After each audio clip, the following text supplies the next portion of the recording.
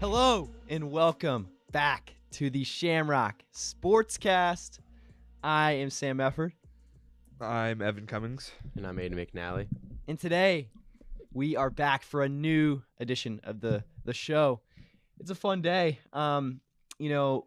Just yesterday, the Shamrock Sportscast got published on the front page of the Current. Yes. We Yes, sir. we had a few people come in for interviews. What was that, about 2 months ago?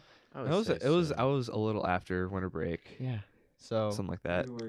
February. February. Wow. So that was 3 months ago, and finished the article, published it yesterday, and that's just exciting. We're so thankful that they were willing to do that and help us promote our brand and talk about what we've been about all year. And I think that's just exciting to sort of see how far we've come since the beginning stages of planning what we wanted this podcast to be like, to eventually the point where we're able to promote it to the community through a local medium like that.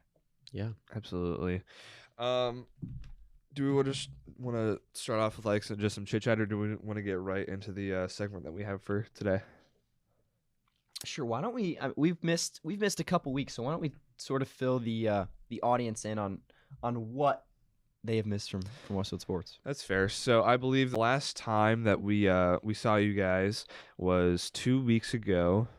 So that would have been just after the Fisher series in baseball, I want to say. Yes. Yeah. Yes. Yes. Okay. Yes.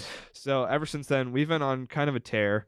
In that time, let's see, we've beaten Newcastle at home 10-0, Center Grove at home 7-6, which was a major upset. Lawrence Central 10-1, which wasn't really an upset, but hey, it's a win. We split a series with Noblesville. We won the away game 3-2. We lost the home game 4-2 in 8 innings. We beat Carroll, the number 2 team in the state at the time, and also undefeated, 5-3. Split the series versus Zionsville. We lost the away game 12-2, won the home game 1-0. And then we've been on kind of a losing streak as of late. On Monday, we lost to Greenfield Central 7-2, and then yesterday we lost to Columbus North 10-2. So a really up and down season so far. We're of 500 in conference play. We're 11-9 overall, and we only have, I'd say, 1, 2, 3, 4, 5, 6, 7, 8 more games until the sectional where we will play HSE at Carmel. Yeah, though, and sort of looking at those scores, I mean, there was a stretch there where we have just knocked off plenty of teams that were ranked in the top 3, top 5 of the state. You look at Center Grove, you look at Carroll on the road, right? Huge wins. And conference play is getting better. We weren't sure what to expect of this team, and certainly the start of the year wasn't as ideal as we had hoped, but this team's finding their stride. And, we've got pitching rotation has sort of evened itself out to where we can feel comfortable with what we're getting night in and night out, as well as, the lineup too has really solidified itself. So I think this program right now this year is in a great spot. Yeah, and if you were to tell me that this is where they would be at this point in the season, I wouldn't believe you. I mean, they're definitely exceeding expectations. Andrew Nicholson has had a huge leap year this year. He's been amazing. Seth Nana's been good. Jacob Culp has obviously been good. I mean, they're winning the games they're supposed to win, and then some. They're also winning games they're projected to lose. And then they're losing the games they're really supposed to lose. So the fact that they're winning games that nobody thought they would win coming into this season, it's very impressive. And although the overall record doesn't really show how great this team has really been, if you really dive deep into their schedule, you'll notice that they're definitely exceeding expectations, and they're in a great spot, like you said, Sam. Absolutely. I just want to point out one thing. Ty Anderson's ERA is 1.9, and he's also batting, I believe, above 200, which the chirps from the dugout have said Shohei Ohtani. I wouldn't go that far, but he's had can go that far. He's had a great season. We can go that far. He's had an amazing season. Shohei Ohtani numbers for sure. Even though I think Shohei's batting, I believe, 100 points better. But other than that, I mean, we're looking pretty solid going into the last stretch of the season. We have the HSE series this Thursday and Friday, and then next Monday we have Kokomo away, and then it's the Avon series, and then Jeffersonville, and then we got HSE and sectionals Saturday the 27th, the day after graduation. And that HSE series will be a good preview on what the sectional matchup will shape up to be. So absolutely, I think everyone's pretty pumped up about this upcoming series with HSE, because it really shows, one, if we're probably going to win or lose, and two, what they'll have to improve on and focus on when it comes sectional time. One thing I want to point out about this matchup, I don't think we'll see a whole lot of healthy arms by either team. Both of us are coming off of, rather extensive periods of time where we've only had 1 or 2 days off within a week. Huge stretches. And both teams have used quite a lot of arms in that span. So I know for a fact that we will probably not see Jacob Culp, or we will not see Ty Bradle in that series coming up, but we will probably see them in the sectional game. Yeah. I know Culp's back has been bothering him, but that's a different story. We probably just won't throw him. And then, the Kokomo series will probably start Bodenberg, or the Kokomo game, I should say, will probably start Bodenberg. And then we'll save Seth Nana for relief in the Avon series. But with Culp's absence, we're kind of strapped for pitching. I know yesterday or 2 days ago versus Greenfield Central, we started Colin, and then Bodie went as long as he could, but we used 3 or 4 arms in that game, and we used 3 in this game. We used Seth Nana, Bodenberg, and then we used Owen Swinford as well. So our pitching is kind of thin right now, especially since we're saving Ty Anderson for the first game. I believe he'll get the start in against HSE, but if the offense can do its job, then we'll win a lot of games going forward. Unhealthy arms late in the season is not unusual. These guys are throwing actually an estimate for you guys. How many ball, like how many pitches a day do you think these guys are throwing? Including warm-ups, Man. game pitches, and like bullpen pitches, I'd say around 150. That's what I was going to say. Yeah. So they're throwing.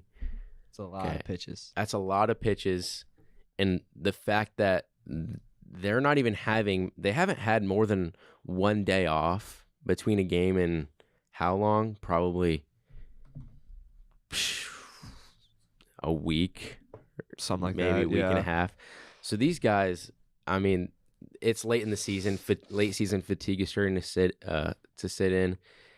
And it's going to be, this is where the depth comes into play late in the season. And this is what the late high school baseball season is all about, is seeing who has the deeper pitching side. And I think Westfield has that. I think they're capable to go far. I do too. You want to just cover softball quickly and then get into our little segment? Sure. Yeah. I was going to touch on volleyball too. That's fine. Real quick. Oh, yeah, because they have their sectional coming up on Saturday. Very soon. So since we've last talked, this team has been, I would say the word to describe it is streaky. 2 wins over Park Tudor and Avon, then 2 losses to Perry Meridian and Chittard. Then 4 wins against conference foe Noblesville, Warren Central, Heron, and then a good win against Cathedral. And then the last 2 have been a little bit disappointing. Actually, last 3 have been disappointing. Roncalli, HSE, and against Cathedral again, all 3 losses. So, this is a team that beginning of the year, as we had talked about, was playing incredibly well. They Lights were rolling. 5 of their 7 total wins have come in the last couple weeks. So I think, as they head into a playoff atmosphere with sectionals coming up, they just got to sort of, get their chins up, think about what got them to the point early in the season, and strap in for some competitive play. They got to dial in for sure. And I think that 9-game winning streak in the middle of their season is going to help them out, because they know what they're capable of because of that win streak. They definitely have some tactics that they rely on and that they know they're going to work. So, I mean, I'm not too worried about the future of this season. I think they're going to be fine. I think they can beat almost any team in the state. So, I mean, I wouldn't get down about this 3-game losing streak that they're on, because if you look at it, these are 3 really solid teams. And I feel like if you match them up against any other team in the state of Indiana, I think they would put up a really good fight and win. Absolutely. We're still top 10 team in the state, regardless of our record. Yeah. Just our talent wise, like we have so many amazing seniors. The talent is there. It's just time to execute. It's sectional season. It's the games that matter. So just go out and execute. We have Ben Davis as the first game. Ben Davis is 8-8 overall. But they're not the most flashy team. I'd say they're top 50 in the state, I'd say, just based off the combination of their record right now in preseason rankings.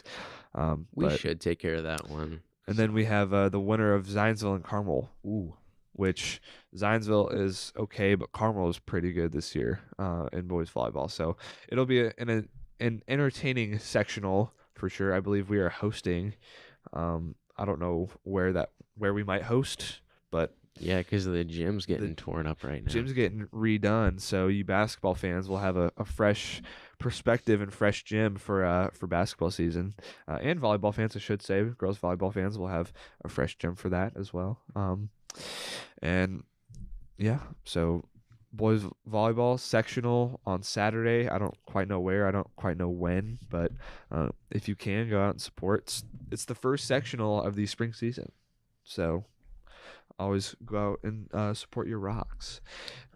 All right. On to softball. Heading over to softball. So 10-11 overall record on the year. 4-2 in conference play. First in the HCC. That's the one we need to really highlight. That's the one that pretty much matters the most out of both the records. If you guys remember, they started off like guns a-blazing. 5-2 start on the year. Then kind of started to lose a little bit, fell to 5-6. Then they won 2 games in a row, 7-6. Then they lost 2, 7-8. Now they won 2. Starting to see a trend here, and they wind up at an almost dead even 10-11. So, what do you guys think the softball team is going to have to do to finish out the rest of the year strong? I mean, you look at this schedule.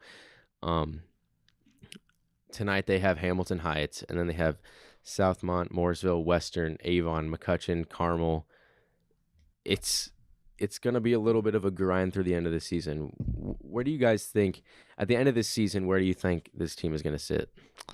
So, one game that I think epitomizes this Westfield team for softball is the 14-inning thriller against Noblesville. Granted, we did lose, but it was 5-4, close game against our rival.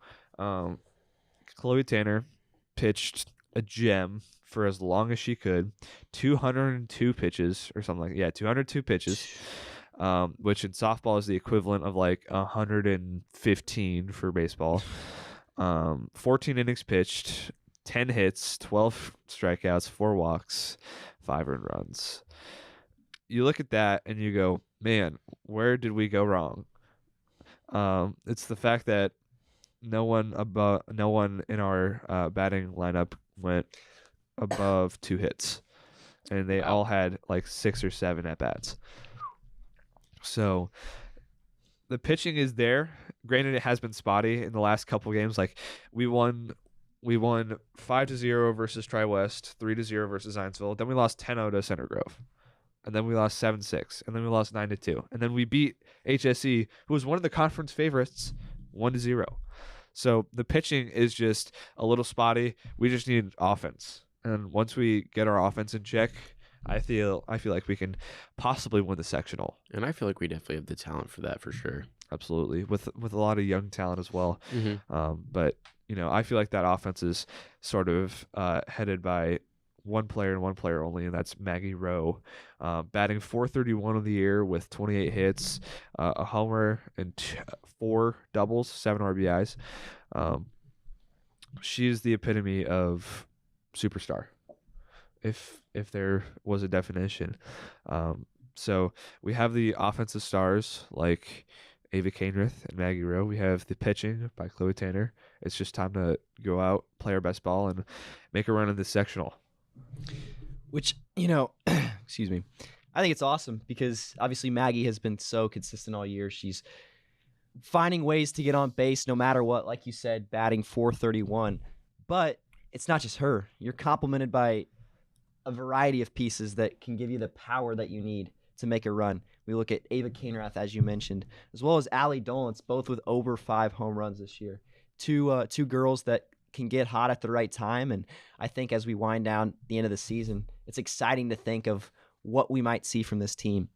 Like you said, it's always so important to have a good lineup, but also a really solid ace. And obviously Chloe Tanner has proven that all year. She is just phenomenal. And one important thing to note, like you said, is this team is just set up so well for the next few years too. Yeah. Even if this year might not be their year, we're still going to see, and I have a lot of faith that they can make a hefty run in the playoffs. They are still going to be cooking for a while now. I absolutely agree. Their sectional game is on May 22nd at 7:30 versus Carmel. I don't know where the sectional is for this sectional, but I would assume it would be somewhere close. Having your sectional matchup on finals week is just brutal. Well, that's the way it was last year for baseball. We had the 12 a.m. thriller versus HSE, and then we had fun one. Then we had to go take finals the next day. So, it was either finals or it was graduation the next day. I think that was a Tuesday game. So it would have been finals. So it would have been finals. Yeah. Okay. And then we played Zionsville that Saturday. That's right. But now we're playing on Saturday against HSE. So. A little bit better. So it's the day after graduation. I guess that's a little better. I know the guys that are seniors can't party too hard, but that's kind of crazy that the season carries on until after the school year ends. Well, I mean, you can't have an entire spring season in time before graduation because of the true. playoffs. Yeah. So, just curious if they I mean, I'm okay. I'm just gonna say it, but if they go on to state or like when is the state game? Is it like in the middle of summer? It's in the middle of June, I think. It's a middle Jeez. June, late June, which that alone is crazy. But that's just the way these sports go. I would just be like, get me out of here and just let me. Well, that's the thing. If you really want a state championship, then you gotta pay the price of playing way past your season. That's right. I actually want to look at whenever the exact state game is. 2023 Indiana brackets, state championship, state game 15. Oh, they don't have a date for it, but I know it's at Victory Field. So pretty huge. June 10th is the semi-state, so I would assume that would be like June 12th, 13th, 14th. Some time to let the pitchers rest, the ace pitchers rest. Yeah. All right. Do we want to dive into or do we still have one more sport to cover? I was gonna talk a tad bit about golf, and then we can. Yeah. Are you guys okay? Like running a little bit into class? Yeah. Well, I mean, I'm not going to school today. I feel like booty, so I'm probably not going to go to class. I have AP stats first, and you guys are done with we did exams, so I'm good. Well, Evan, we hope you feel better. Yeah, it's all right. It's just allergies. It's allergies, and it's a combination of I'm just tired and I have work to do, and I can't do that in other classes. So Fair. I'll get it done. It's just that I need a quiet space to do so, and that's probably best at my house. Fair. Couple more sports here. Rocks golf. Last 3 weeks. 3 weeks ago, we finished second, lose by one stroke to Guerin at Sandy Pines. Gosh. On a cold day. That day was. I mean, it was. I saw a video from Jeff Coy, Cam Coy's father, and there was sleet coming down as they were on the middle of the front nine. So it was just a tough day. Still shot 298, which is a very good score at a tough course. Will Harvey led the Rocks that day. T second in the tournament with a 70. Pretty solid. As we scroll up, we had senior night that next week, which was awesome. Evan was out there. So was. Repping the cast, which is awesome. Let's get to the next weekend, which was Ulen Invitational. It was a fun one. The Rocks, obviously our sectionals at Ulen, Rocks were able to dominate with a bunch of really solid scores. You always like seeing that dominating at the course that you're going to play sectionals at. Love it. Par, so it's a par 288 there. Rocks fire a 4 under 284. Very solid. Good. Yep. See Alec with a 69, Will with a 69, Cam and Matt with 73s apiece. Pretty solid. And then we go to this past weekend, which is probably the biggest event of the regular season. It's called the State Preview, where 20 of the best teams in the entire state come and compete head-to-head in pretty much an exact replica of what the state championship is going to be like. And the Rocks finished third. They were 12 over on the day and lost to Guerin and HSE, who were both 10 over. However, Alex Caesar was the medalist of the event. Like I said, huge spot for him to be the medalist with a 3 under 69. So Alex rolling, Will's rolling. We got a bunch of guys who are playing some really good golf right now, and it's just going to be exciting to see where things go as we continue on in the season. For example, last night we went up to Tipton Municipal to play Tipton, who's a really respectable team. Yeah. Tipton's really good. And we were one shy away from breaking from tying the school record with a 281. So, Wow. Yeah, so it was a good night, a fun night to say the least. But I think more than anything, just understanding that this team has a lot left in the tank, and the amount of talent on this team is going to continue to allow them to put themselves in positions to fire great scores the rest of the year. We have some really exciting sectionals coming up. The golf sectional, as you've just described, is going to be one of the most memorable in recent memory. The boys volleyball, one of our most dominant teams ever. Granted, it has only existed for 2 years. It was a club sport last year. This is the first year. It's first a school IHSA sport. year. Yeah. So first IHSA official year. First year that it's official, and we're going to be coming out hot out the gate. Obviously, softball, we're going to be playing our rival in the first game of sectionals. That's going to be a fun one. And then we have a repeat on the baseball side of the first sectional matchup last year. Hopefully it won't be as late. That was a wild night, to say the least, last year. But hopefully this year we don't have to play at 11 o'clock at night like we did. Like, what people don't know about that game is we were waiting at Noblesville from like 6 o'clock to 10, and then we finally got on the field at 10:20, and we had an abbreviated IO, and then we started at like 10:45. Didn't get back until dang near 1 a.m. Even though the sectional was at Noblesville, we didn't get back until nearly 1 a.m.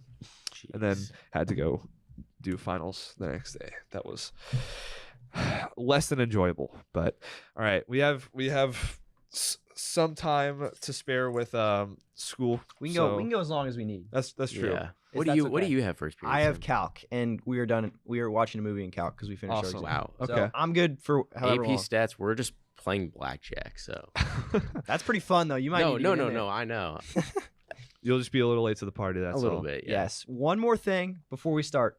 I apologize, but Don't apologize. This is your show too. yes, boys and girls track. That's right. Girls track sectional is going to be on Wednesday, May 16th. Sectional 11 should be fun. Team's obviously been doing great all year behind the legs of Lucy Hauser and company. So wish them luck. And then boys, 2 days later is May 18th. So All right. Sweet. around the corner next week, and they've already sort of dived into postseason with county and conference and all that. So exciting time to be a runner at Westfield. As All the right. school year wraps up, you look at all these sports and you say, man, this has been quite the year in Westfield athletics. And obviously we'll go over like every single sports resume probably next week. We don't know what we're going to do next week, but next week will be our final episode of the Shamrock Sportscast. So Wow. it might get a little emotional, but I don't think it will. I hope it doesn't. I know Alan has one more year left. Speaking of, Alan, do you need to go to class? I don't know what you have first period like. I have tech support, so I'm just sitting under the stairs playing Monopoly. Oh, that's So, okay. perfect. So Okay, we're all pretty. I was about to say we're all pretty Free. It's a good. clean day. All right. Do we want to get started with this award segment? I love it. Yeah. So essentially what we're going to do is run through some of the sports from the year, give out some awards for how we feel best fit. I know we've talked about offensive award, defensive award, MVP. Last night as I was going to bed thinking about these sports, I was thinking like maybe I'll let you guys sort of handle those like awards based on statistics and stuff. And then I was going to, and you guys are welcome to join me here, but I was going to try and think of like some sort of like fun, creative award to give to someone on the team. Yeah, to the teams, absolutely. too. That would make this a lot more enjoyable for the fans, because I know we talk about stats a lot, but we gotta embrace the fun side of ourselves and get a little fun awards here. So we'll see how it goes, but Yeah. So let's start with the first sport of the school year, Westfield football. Correct. So the football team had a good year for, their standards. They obviously lost in the second round of sectionals, but after we You mean stomped- regionals? We lost in regionals Regionals. to HSE. Yeah, regionals. Sorry. After stomping Carmel and Noblesville. Noblesville. Yeah, It Jeez, that was a ago. long time ago. Long time ago. But so the football team, a lot of great young players to highlight here. Evan, who is your defensive player of the year for the Westfield football team? All right, so my MVP and defensive player of the year could be the same, but for the sake of variety, I will go with different players here. My defensive player of the year will be Andrew Liskey. Now, that might be an unorthodox pick, but he had 3 interceptions. No pun intended. Unorthodox pick, three interceptions. I'm so funny. 87 tackles and 5 tackles for loss. For a DB, and he's to have 5 tackles for loss, that really says something else about his abilities. I know he went in on the offensive side as well, but he was truly a force to be reckoned with on the defensive side of the ball. So he gets my defensive player of the year. My defensive player of the year would be it was between Lennox Williams and Tyler Dykes, but I'm going to choose Tyler Dykes. I think he was top 5 in the state in tackles this year. The backbone, the backbone of this defense. If there was not number 53 in the middle of the defense, We would have lost a lot of games. totally. He came up with so many big tackles in the run and passing game on big plays. He made some plays for the defense, and in a lot of big situations, if he wasn't on the field, I don't know if he would have won the game. So, considering we had a lot of close games this year, so shout out Tyler Dykes. In my opinion, he is the defensive player of the year. Love it. My first award is going to be the Dancer of the Year, and I'm going to give that to Gabe Aramboles. This guy continued to wow the students, wow the crowds with his ability to have some incredibly unique touchdown dances, and I think that was a fun little twist. It was always exciting to see him get in the end zone to see what he could come up with. So my Dancer of the Year is going to be Kendall Garnett. Before pregame, and this was away and home, you would always just see him dancing to any of the music they had on. I remember the game at Fisher's. That was my first game that I, took pictures and videos, and he brought earbuds, and he was I have pictures of him just spinning and he was having fun. Yeah, no, he was vibing for sure. So obviously my dancer is going to be Kendall. My Dancer of the Year, I'm going to give it to two people because of one specific clip that I've used in so many promo videos. I'm going to go with Micah Webster and Zeke Richardson. So just a quick little story about why I'm giving them this award. It's a dreary day at Brownsburg. Brownsburg is obviously a better team than us in the football world, and we were not really confident, and everyone kind of had their heads low. But they started playing a good song. I can't remember what it was, but it was a good song. And so in the end zone, while they're catching warm-up passes, they're just dancing, have a good time, and they just break out in the most elaborate dances you'll ever see, and they're choreographed too. So those two get my Dancer of the Year award. All right. Are we gonna go through offensive player, MVP? Yep. Okay. You want me to start? Oh yeah, go ahead. My offensive player of the year, plain and simple, Kendall Garnett. He had 835 yards on the ground with 12 touchdowns, 118 reception yards and a reception touchdown. He was a pest on the field the entire year for opposing defenses. So he gets my offensive player of the year. I think, he's mine as well. I think he's a consensus offensive player of the year. Once Terry Williams left and kind of departed, this dude stepped in and started producing right away. Once he got comfortable, his third week in, it was 2 touchdowns a game for this guy. He, like you said, he had 12 touchdowns on the ground. He had 14 total. Obviously, 2 of those would be receiving. But Kendall Garnett was, I think, the consensus offensive player of the year in this Westfield offense. I third that. Yeah, and there you go. All right, MVP. Who you got? Wow. Do you guys have one? I have one. Okay, I feel like it's pretty clear. You guys go first because So I'm thinking of one, but I don't know. this guy was not only a leader on the team, but he was a leader off the field. He's also really freaking smart. My MVP is not on the offensive side. It's on the defensive side. Tyler Dykes. Yeah. He's your defensive player of the year. But in my opinion, he is the MVP. 50 solo tackles, 92 assisted, 142 total with 11.8 tackles per game. All of those stats lead the team. He's just a force to be reckoned with on defense, and he's the MVP. Yeah. This one is not about the stats because I think you can look at the stats and make the determination that maybe he would have liked to have a better year. But I think with all the intangible stuff, with where this team would have been without him, I think it has to be Cole Ballard. Yeah. I think his ability to lead this group, and for a lot of people, this team overachieved.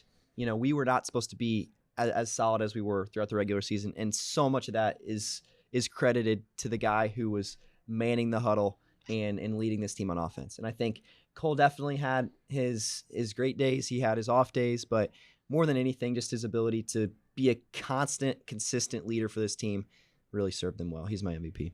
Yeah, I'm going to go with Cole Ballard as well, just because, like you said, his leadership his leadership was everything, and his leadership allowed him to play some great football. And coming off of last year with a torn ACL, coming back and leading this team to exceed expectations is rarely, like, you rarely see that.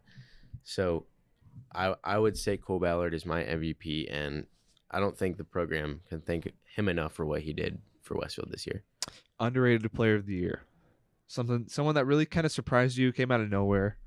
Who's your underrated player of the year? I'm going to go Lennox Williams, the sophomore, younger brother of Popeye, who's currently in Louisville, Kentucky. Louisville. But he led the team in sacks, I think. Led the team in sacks per game. He was an animal. As long, like, you don't really see the stats side of it, but when you're like focusing on him and only watching him during the game, he is getting to the QB and at least pressuring him probably 70% of the snaps. So he's a force to be reckoned with, and I don't think no statistic can show how effective he was on the defensive line. So I would give it to Lennox Williams. I'm going to also go with Lennox Williams. 90 tackles, 7.5 tackles for loss, and 4.5 sacks, which those last two stats led the team. So you talk about a guy who's coming into his varsity career early and often, making an impact. 90 tackles, which was, I believe, top 5 on the team. And then 7.5 tackles for loss, 4.5 sacks. He's going to be so good these next couple of years. I cannot wait to see how he progresses in his career. Love it. You guys did that one, so I'll just do this one real quick. The game of the year. I'm going to go with Westfield at Noblesville. It was a fun one. It was one that not a lot of us expected, but it ended up, being one of the most fun games to watch all year. Straight back and forth. It's every possession was scored on by one of these teams, and it literally came down to the last play of the game where Noblesville had a chance to tie it up or to take the lead with a 2-point conversion, and the Rocks stopped them. So that was a fun game, plus a lot of chaos in the student section too. Probably like a foot or two short from taking the dub on that one. Yeah. Also, another little special thing about that game. Evan, remind me what your score prediction was for that game. I'd rather not. It was like 53-7 or something like that. It was 56-7. 56-7. Yeah. What did it end up being? Like 34, 33. 34, 33, 33, 32. I know it was a 1-point game, so that was a little funny. Oh my funny gosh, moment. dude! I had some wild takes earlier this year. Yeah. What people don't know about our jobs is that it's very hard to be right. Like, you were, like, out of the three of us, Sam was the only one that got a score prediction right the entire year. Yeah. And it was one prediction. Was that It was I think that was it Noblesville second time? I think it was 42-21. Yeah, it was. Sure enough. So yeah. That alone, the fact that it was that your correct pick came in the sectional championship, Just so did. above all things. And I'm this just is like that, folks. He's like that. I'm And like this is that. 13. What are there? 13, 14 games in a year. Yeah. And there are 3 of us, so that's 39 predictions, and only one of them landed. So Hey, that's better than 0. Yeah, it's better than absolutely better than 0. all right, Are we gonna move on to another sport? I'm gonna move on to Basketball. some girls basketball, girls basketball. All right. just real quick. Love it. MVP. I feel like this is pretty unanimous. Can I say her name? All you. Yeah. Ellie Kelleher, Yeah. 11.5 points per game, 3.2 assists per game, 4.7 rebounds per game. She had multiple 20-point games this season, just the backbone of this girls basketball team. So I'm going to go with Ellie Kelleher as my MVP. It's pretty obvious. I'm going to go with Ellie Kelleher as well. But you got to look at the pieces surrounding her as well. Lindsay Van Dyke, Emery Collingsworth, the Bell. But Bell surrounds you. But it's not like Ellie Kelleher carried this team. It's not like she was LeBron on the 2018 Cavaliers. That's true. She had an amazing team around her, and you got to highlight everyone around her as well. Everybody had a pretty good year this year, I would say, and I would say they exceeded expectations, and they had a very good year. My award I'm going to be giving out for this team is the sibling of the year. This goes to Aubrey Crockett. Yeah. I think, when we look at some of the most accomplished graduating athletes in the last few years, Alyssa Crockett is one that comes to mind off the top of the head. But we look at her sister, who's a sophomore this year, averaged 6.4, was very, very good defensively and on the boards. So, Aubrey, congratulations! You are the winner of the sibling of the year. Coveted. I don't know how many players on the team would be eligible for that award, but no matter what, Aubrey would probably win it. So, all right, offensive player of the year. Ooh, I mean, you have to go Ellie Keller. You could, but I have someone different. There's also Lindsay Van Dyke, right? Sure enough. I'm gonna go LVD here. Yeah, I'll go Lindsay Van Dyke just to switch it up. Variety is the name of the game in this. I know there are a couple picks that I have, which you'll see later, that I have repeats on, but LVD was close enough stat-wise to Ellie to give her a run for her money for the offensive player of the year. 6.6 points per game, 48% field goal percentage, 152 total points, which was second on the team. So LVD gets the offensive player of the year vote for me. What are we thinking, Sam? Yeah, I think since I agree, like Ellie was MVP, but I didn't officially say anything. I'll just go with Ellie. Yeah, that's right. Ellie 11.5. She shot the ball very well, and it was just, I think more than anything, just the fact that she was the focal point of every single game plan and was always going to be the one who you're giving the ball to late in the game. And Ellie's she's just a dominant force in the girls' sporting ranks at Westfield, and I think that was proven today. She was chucking up shots, and they were hitting on an incredible clip. Offensive player of the year. Just real quick, give us your take. Sorry, so I didn't say an MVP, so I was giving Ellie as my offensive player. Okay. That's right. Defensive player of the year.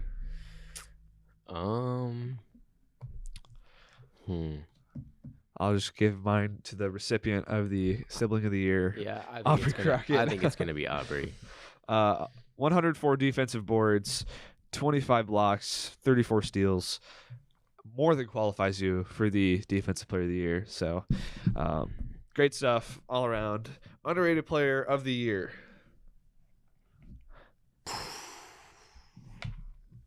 I'm gonna go with the senior that didn't make an impact right away, but as the season went on, she did make a very big impact. I think I know who you're gonna say. Emery Collinsworth. Yeah, I was gonna say that. 132 total points, 46 rebounds, 34 steals, and 8 blocks. So she did quite well for herself in her final campaign as a Westfield Shamrock. Love it. Yeah, agreed. Do we want to move on to the boys basketball side? I will. So, let's start off with let's do MVP last. Let's do offensive player of the year. I think this one should be pretty obvious. Who's it going to be, guys? Trey Buchanan. Yep. Trey Buck. Threes. Bingo. 14.3 points per game, 2.3 assists per game, 3.6 rebounds per game. Not nearly as good numbers as our MVP, but he did shoot the ball very, very well, especially later on in the season whenever he was dropping 30-point games, against Frankfurt. But overall, this season he had very, very good talent. Cannot wait to see what he does next year. Senior season for Trey Buck will be one to remember, I hope. And yeah, he gets my offensive player of the year. Mine was going to be Trey as well. My award. He's getting quiet, folks. My comeback of the year. Okay. Is going to be Westfield versus Carmel in the sectional game. Yep. Yeah. What a game. Holy smokes. Yeah. This team, what were we down? We were down 9 heading into the fourth, correct? Yeah. 7 straight points. 7 straight points in the first 2 minutes of the quarter. Quick. That was just an awesome game. You could argue that that's game of the year as well. You could. There was another game on here that if we would have won the I think it was the second game of the year, the Zionsville buzzer beater. If we would have won that one, I feel like that would be a candidate for game of the year. Actually, I mean, it still is game of the year, but we just lost. So yeah. Game of the year, except Notre Dame commit Logan Imes. decided, oh, Is he Notre Dame now? Did Yeah, he switch? he switched up. Since when did that happen? So Shrewsbury Uh, got the Notre Dame job. Yeah, Oh, so he just really likes Shrewsbury. Okay, gotcha. he really likes Shrewsbury, and apparently Shrewsbury really likes him. So Good for him. That's a good spot. shout out Logan Arms. That must be they must have a strong connection if he's willing to switch schools just to be coached under that guy. Well, yeah. I feel Well, like and Notre Dame is probably set up for a little bit more success than Penn State is. this yeah, year. for sure. Once Jalen Pickett's gone and Funk is gone, Yeah. even though Funk just like hoists up threes and they just tend to go in. But yeah, I feel like Notre Dame will be better than Penn State. That whiteout game versus Carmel in the sectional, 19 points in the fourth quarter Jeez. to Carmel's 7. It's the only time that they scored less than What 10 was the points. final score? 42-39? 43-40 43-40. That was awesome. because of a Seth Jeez. Arabia three-pointer. That was the loudest I think I've ever heard the student section. I remember, so I was like down on the court filming, and I was like next to like the scores table, and there were like a couple like Carmel students like running it, and this was like randomly in the middle of like the second quarter, and like we were doing some chant, and like everyone's involved, and like the two Carmel students like looked at each other and like, that is crazy. Like that is a great student section. So we're Westfield has had We some. were tough. Yeah, We were tough. we were tough. It wasn't throughout the whole season necessarily. We had some games where the student section was very good. Noblesville comes to mind. Noblesville, that student section was great. Zionsville. But even outside of basketball, you know, you look at football, and like Yeah. our student section there was incredible. Like every week, I don't know how we did, except for Brownsburg, but every week. without Soccer, fail. too, was soccer excellent. too. yeah. There's a lot of good stuff throughout the year. Yeah. All right, we're getting off topic. Defense player of the year. Should be Alex. It is Alex. Yeah. 230 boards, 159 defensive boards, 15 blocks, 18 steals. Led the team in all those categories, I believe. Yep. So, As well, he should also be our MVP as well. Yep. Should we say? Yep. spoiler alert, he's the MVP. Averaged a double-double, 16.3 points per game, 10 rebounds per game, 3.1 assists per game. Just solid. incredible stuff. If you're from averaging Mr. a double Romack. double, then you should be able to win an MVP on a team. So underrated player of the year. I got two more dumb ones. I'll say Oh, yeah. one now. Okay, yeah. Not Dumb dumb. awards. Not dumb. These, not dumb. these Go awards are ahead. not dumb. Not These are dumb. official awards. They're official. This one's gonna be the transitive property game of the year. Transitive property. And if you guys are not familiar with the transitive property, it's where one thing is equal to this, so that means that thing is equal to the original thing. Okay. Okay, that was horribly explained. But the Kokomo win, week 1. Beat Kokomo at home. Huge win. We knew it was going to be a great win because obviously Kokomo had gotten a lot of hype last year, knocked us off in the regionals. But that was a team that eventually went to the state championship. Yeah. Correct. And I think just the idea of we beat a team that competed for the state championship says a lot about this program. Especially early season too. Yeah. And I mean, obviously, Flory Badunga is the name that comes to mind whenever you think of Kokomo. We shut Number- it down. Number 3 nationally ranked for this class, I believe. Something like that. Freak Projected- athlete for sure. Projected to go to Cincinnati, I believe, right now, unless he already committed there. But I don't think he's coming anywhere yet. I haven't seen anything. yeah, if you're able to shut down a number 3, at least top 5 or top 10 player in the country, like ranked for the class of 2023, 2023. I mean, that says a lot about your defense and your team overall. And it wasn't like we were playing against a Kokomo team that was banged up or anything. That was their full squad that Yeah. we saw Yeah. at the end of the year. Yeah. So huge win for the Rocks. It set the tone for a good year. Yeah, Yeah. it really did. That was a marquee game on the schedule that really, and plus we won by 8, so it wasn't a close game either. Like we I don't want to say all 4 quarters because we needed a hefty comeback to win by 8 in the fourth, but after one quarter it was 6-4. But then 23 points in the fourth quarter is nothing to scoff at. Yeah. Like especially for us, a team that was kind of finding itself in the first couple games. That was a really good quarter, a really good half of basketball. Yeah. Because after we went into halftime, it was 14-10. Kokomo led. Then Kokomo scored 12. We scored 14. Kokomo scored 13. We scored 23. Even with the the looming threat of Flory Badunga, we managed to pull off a win there. What's your Absolutely. second goofy award? Why don't you guys do underrated and then I'll do Okay. that. Okay. To end it off. Underrated player of the year. I mean, if you were okay, stats wise, he wasn't. But if you were there watching the game, you could tell this guy made a difference. I don't know if you have the same guy as me, Evan. He's a sophomore. Yeah. I think we might have the same player. You have the same player. Durante Morton. Yep. Yep. If you were at both of the sectional games, Mr. Charge. if you were at both of the sectional games for the basketball team, whenever this dude got subbed on, you were not losing an offensive rebound No. or a defensive rebound. He's barely over 6 foot, but he can jump. Like, his vertical is insane. His athleticism is insane. His ability to get to the cup is insane. He played such a good underrated role, and like, he is if you search up underrated on Google, his face pops up. So That's awesome. that is he is the definition of underrated. Mr. Hustle, Mr. Charge, Durante Morton. Yep. I write in my notes, hustled like a god, because he did. Oh yeah. Even though Put he his only life on played, the line for Yeah. some of these like loose balls. I believe first game that he was in an actual capacity as in like a starting role was Fisher's, and we were both filming that game. Mm-hmm. He put his body on the line for some of these plays. Absolutely. Now, granted, I don't think a whole lot of other players can say the same, that they put their blood, sweat, and tears on the line for a win, but every single game that Durante played, he put life and limb on the line for just playing time and for the win. He's known as Mr. Charge in the locker room because of the amount of charges he takes. He's just not afraid to just stand there and take it. At least 2 a game. I mean, At least. he won us possession a lot of the time. Especially in the Carmel game, like he had a Yeah. couple clutch charges. So shout out Durante Morton. You don't get enough praise, but you're going to be a fixture in this team and for years to come. That's unanimous. Yeah. There's no doubt about it.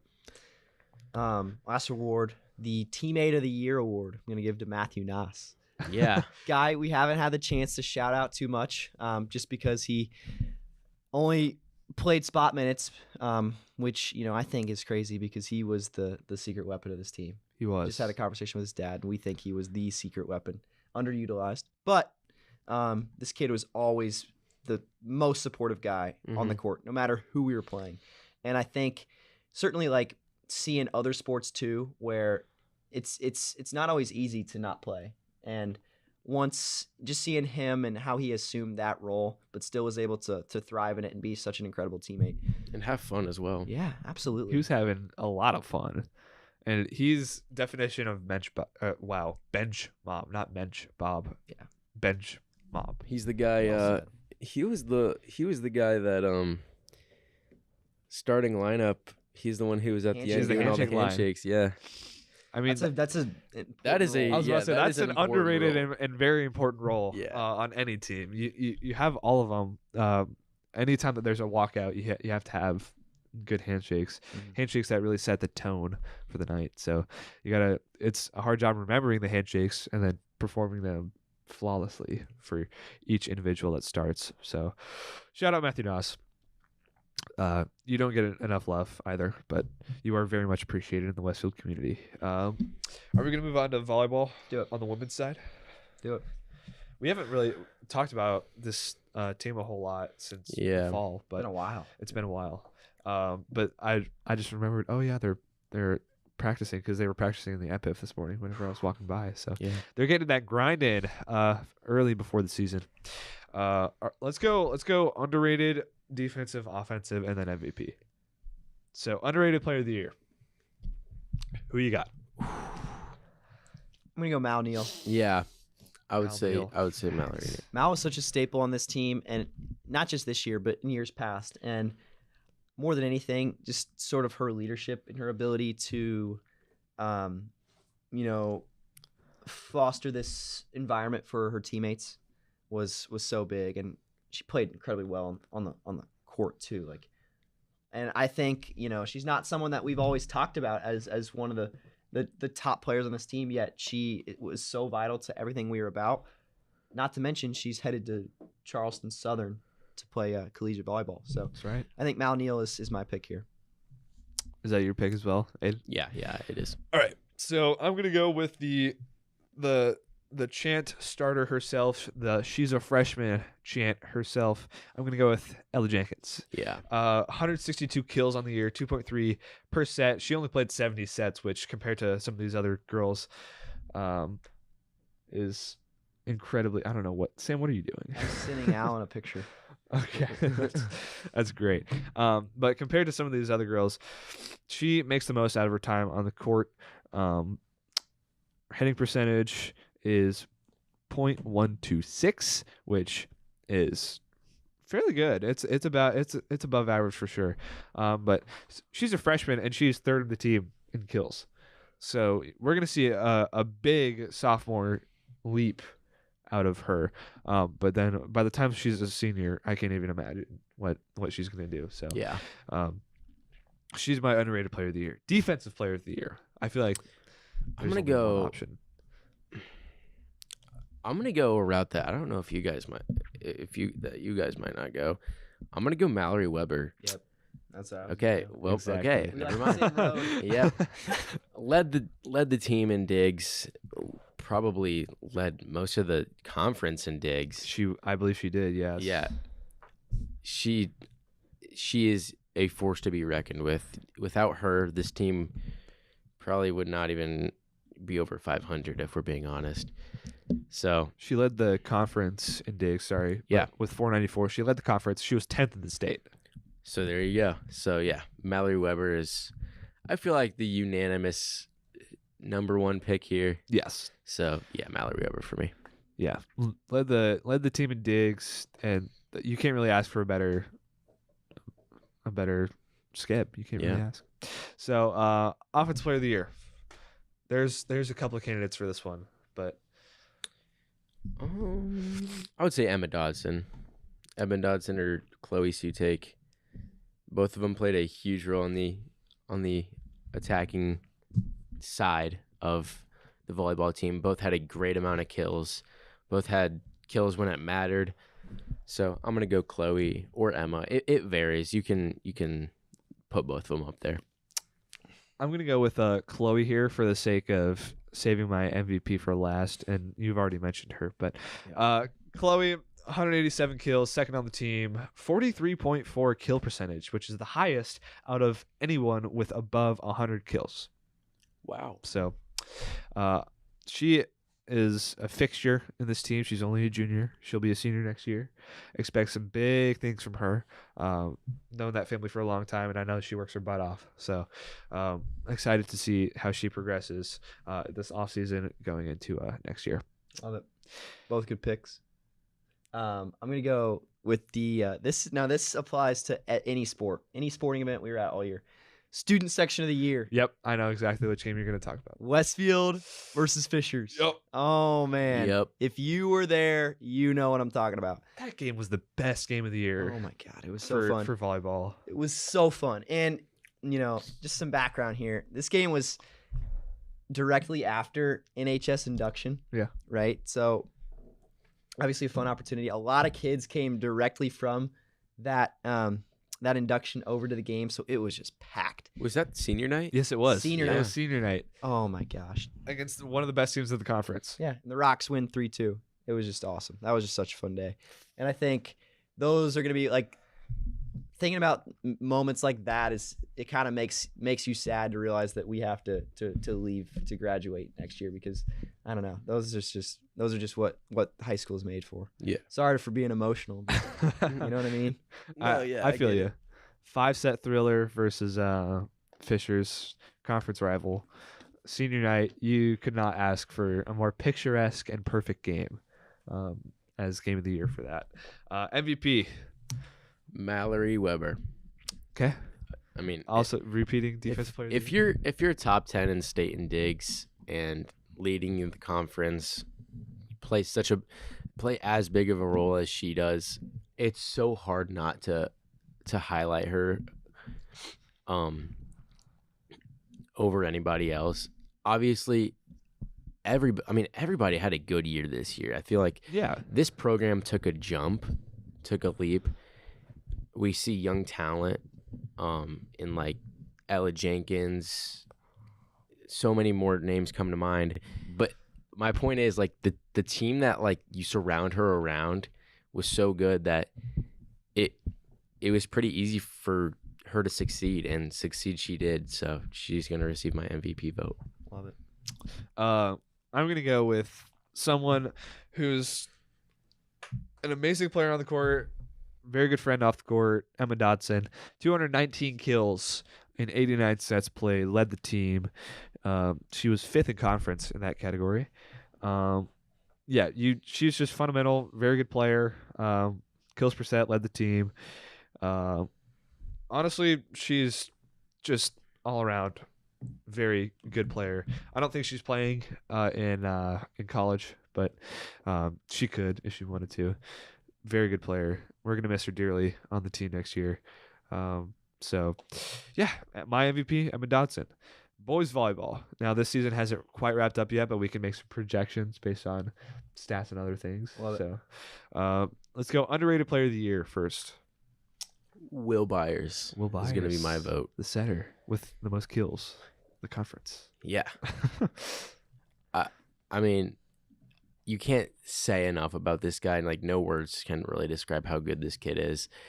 And he has been the backbone of this team. Obviously, there's guys around him like Brody McAfee, Brent Stone, Zach Geisinger. But, I mean, Will Byers is the guy that comes to mind. I mean, he's one of the best setters in the state. And so, yeah, I'm going to go with Will Byers. You got a player? I mean, and the thing about it, too, is like setters don't always – they don't often find themselves in the stat sheet as much. Yeah. And he is, he's been so solid all year. And I think that's like a direct reflection of this team is just his ability and how he's worked hard. He's unselfishly done his role incredibly well this year. And yeah, I think it's pretty clear cut. Yeah. All right. My underrated player of the year is someone who was a coworker with me at one point in time. We just never worked together. Carla Wiesden, sophomore, number 3, 123 kills on the year, 44.9% kill percentage. The fact that he's a sophomore kind of shows a lot about this program. You'll have a strong core of kills and outside hitters for years to come. So my underrated player of the year is Carlo. So defensive player of the year. Benel, stop talking in the group me, please. That's unnecessary. You could say that all in one message. Oh my gosh. Defense player of the year. You guys go ahead. Okay. I got a different award. Okay. My defense player of the year.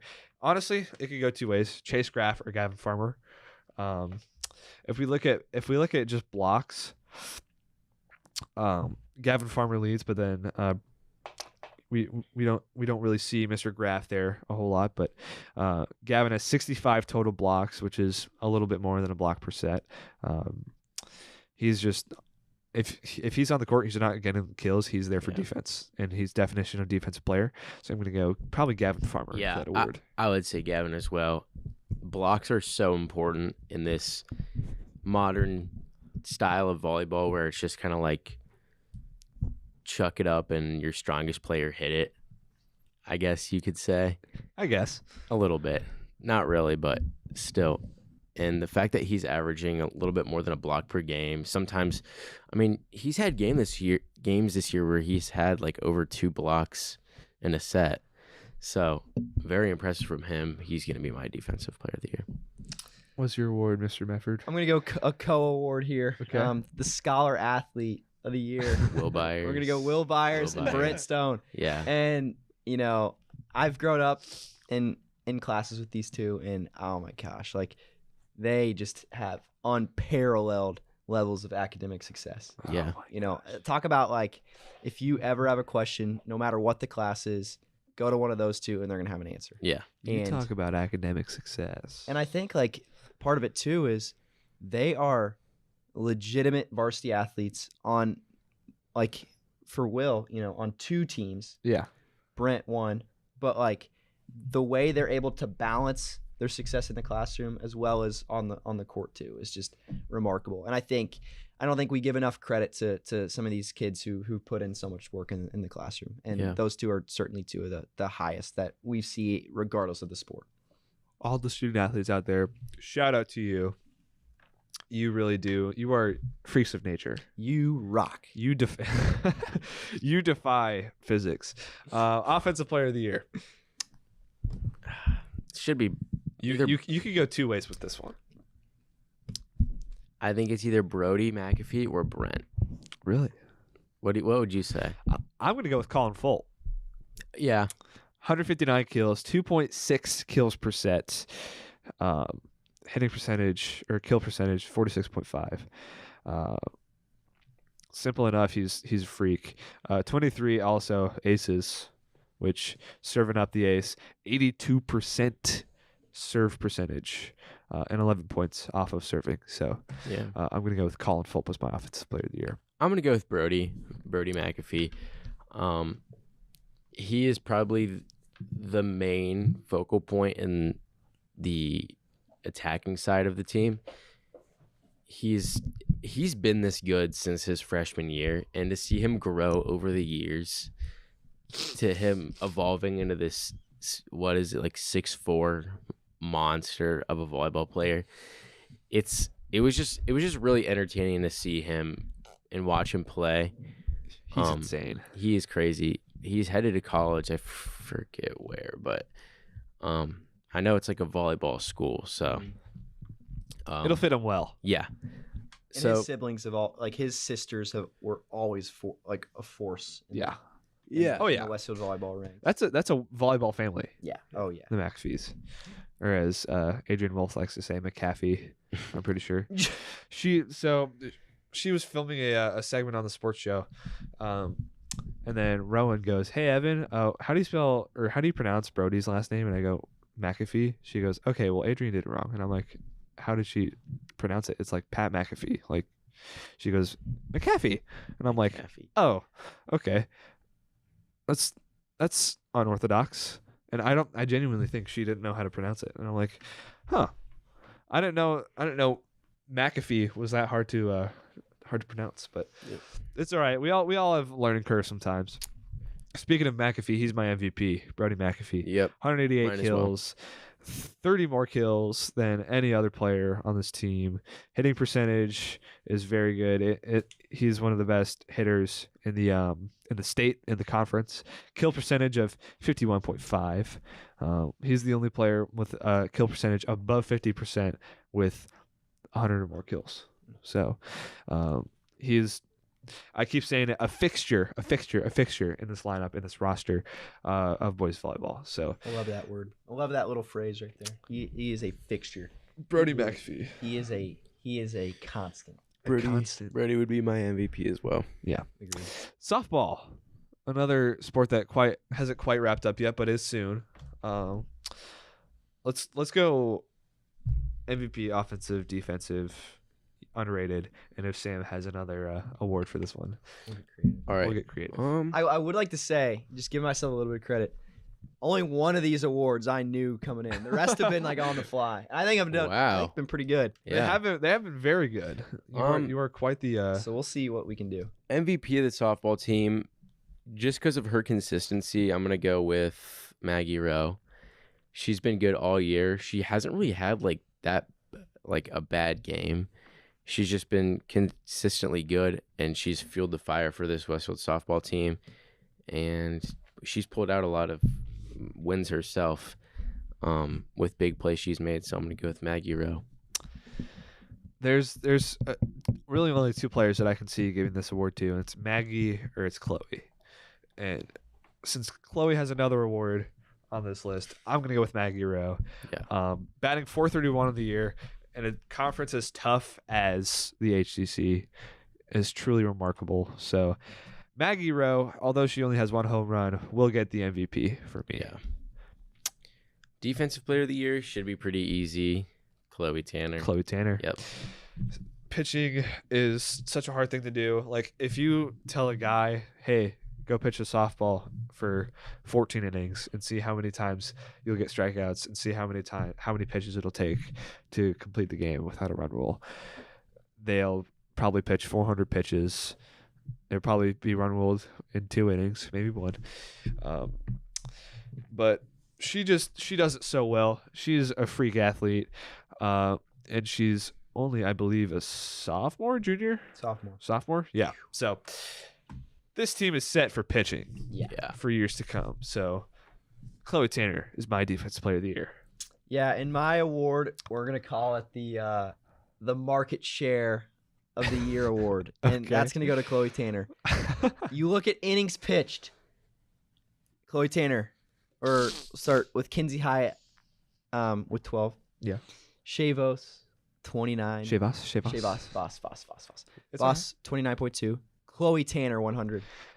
Think about that. Like, the ability to play no matter what, the ability to get into the rotation and pitch incredibly well. I mean, 3.36 with that many innings pitched is ridiculous. She also ranks second in the conference with strikeouts with 114. Gosh, this is an uber talented player we have on this team, and I think I called it the market share award because obviously, you know, only really 3 girls in the rotation, but she has such a high majority of those innings pitched, and I think her ability to stay healthy and like I said, just be so constant is, I mean, that's just so promising for the future of this team. Quick, also something to note. This is completely irrelevant to the awards, but if we beat Avon, we win the HCC in softball. Yeah. We are the only 2 teams that are 4-2, and so that leaves us with, even though we are 10-11 and Avon is 19-6, if we pull off that win, we will win the HCC. Which, if you would have told me that coming into this stretch with our record, that's crazy. But we just performed really well in conference play, apparently. So, shout out to the softball team. Didn't think you could do it. Let's get it done. Let's get it done. Let's beat Avon. We beat HSE, who was, let's be honest, miles better than we are. Let's get it done. Let's get it done. Offensive player of the year. I'm gonna go with either Maggie or Allie Dolence. Allie Dolence has, I think, is she leading the team in home runs, or is she tied? She is second. She's second. My underrated player of the year is leading. Okay. The team in home runs.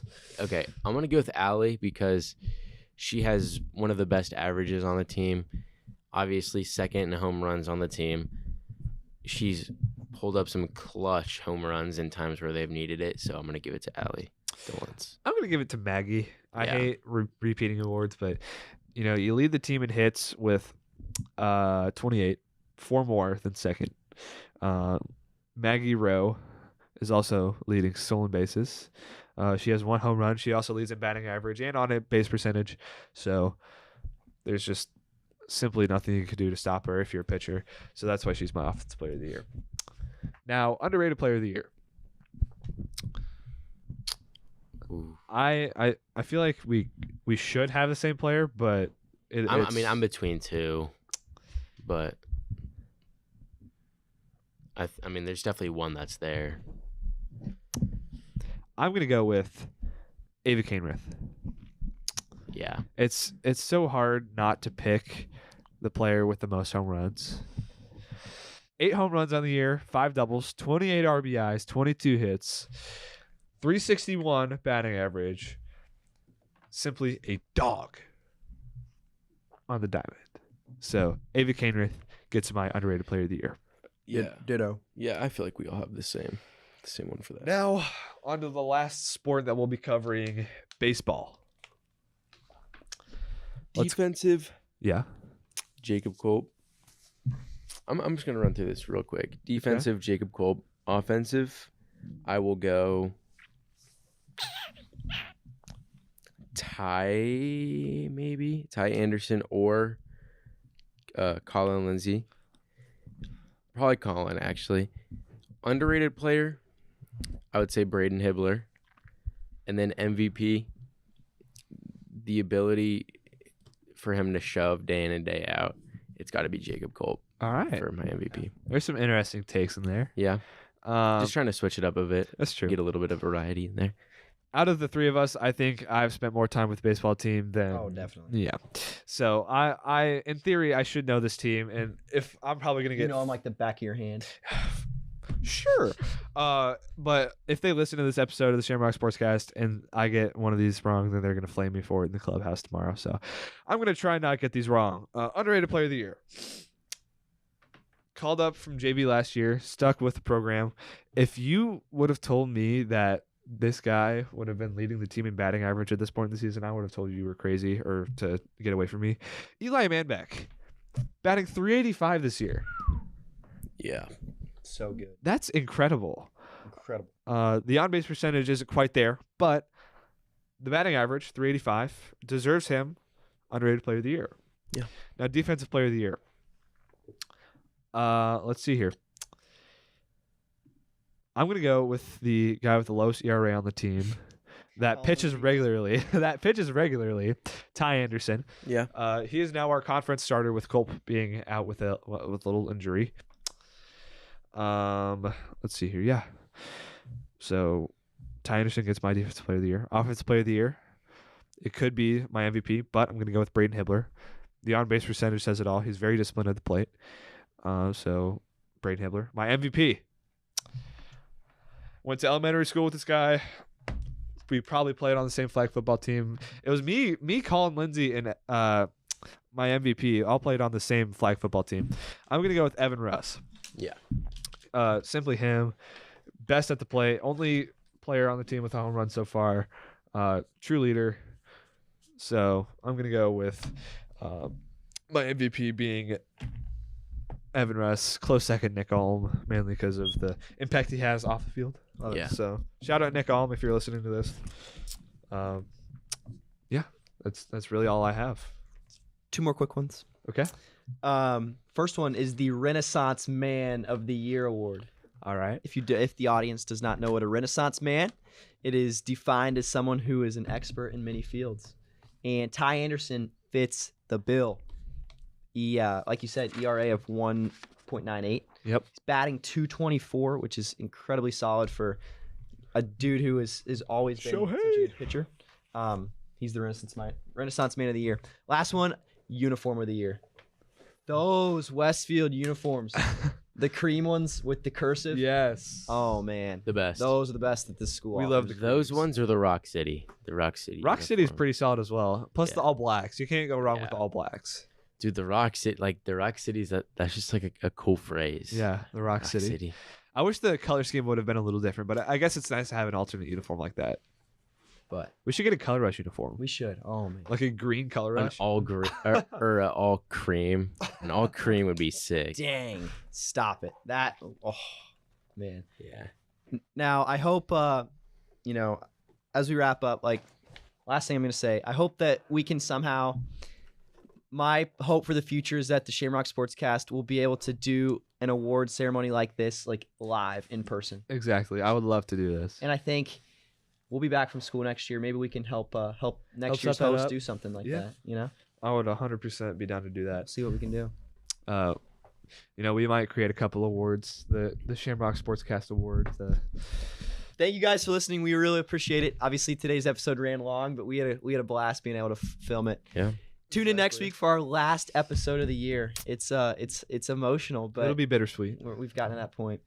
Also, one more thing, like Sam mentioned, like probably in the first 5 minutes of this episode, as Cooper Bone is waving to me. Brock Denmore as well. What up, boys? But if you want to check out that Westfield Current article that they wrote, it should be yourcurrent.com, YOUARE, and then current, CURRENT.com, and then you should be able to search up Shamrock Sportscast like you do every Thursday morning. Yeah. And Or Wednesday morning. it'll be a picture of us popping up. Can't thank the Westfield Current enough for doing that. Yes. It was amazing article. I read every word. So We really appreciate Yeah. really appreciate them taking the time to do that. Yeah.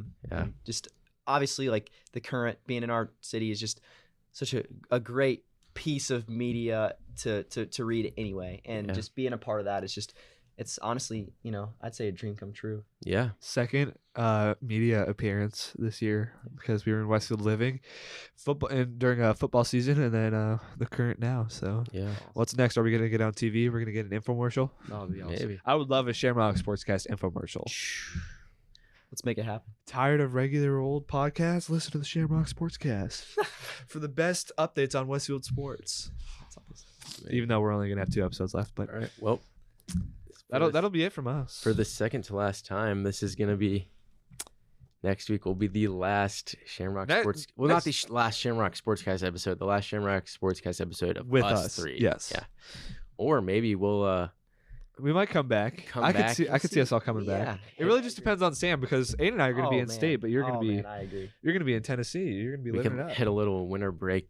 Hit a winter break episode. Yeah, get an update going on the basketball team. There's a lot of potential here. There is. Next week's going to be a really weird week because senior skip day on the 19th. That's Friday. Everyone knows about it. It's not like uncommon. Like every teacher has been planning for this. Yeah. And then we got final sports show episode coming out next Thursday. We're filming that on Monday, and then final Shamrock Sportscast episode with all of us. And then graduation. And then graduation in like 2.5 weeks. We only have like 9 days left of school that we're actually going to be in school. Yeah. So the clock is ticking on our time at Westfield High School, but new stuff awaits New adventures. after high school. We got Aiden and I going to Ball State, and then Meth going to Tennessee, Rocky Top. I know you're gonna fit in just fine there. You're gonna soar there. I'm gonna be wearing orange, man. Yes, you are. Yeah, we are. All right. Well, that should be it for this long, lengthy episode. Yes, we haven't had a long, lengthy episode in a while. Yeah, but but fun you to know, do. it's nice and refreshing. we've missed a couple weeks. It's the end of the year. I feel like it's only right to recap everything. It's so, due. Yeah. So yeah, All that right. should wrap up this episode of the Shamrock Sportscast. Peace. Peace.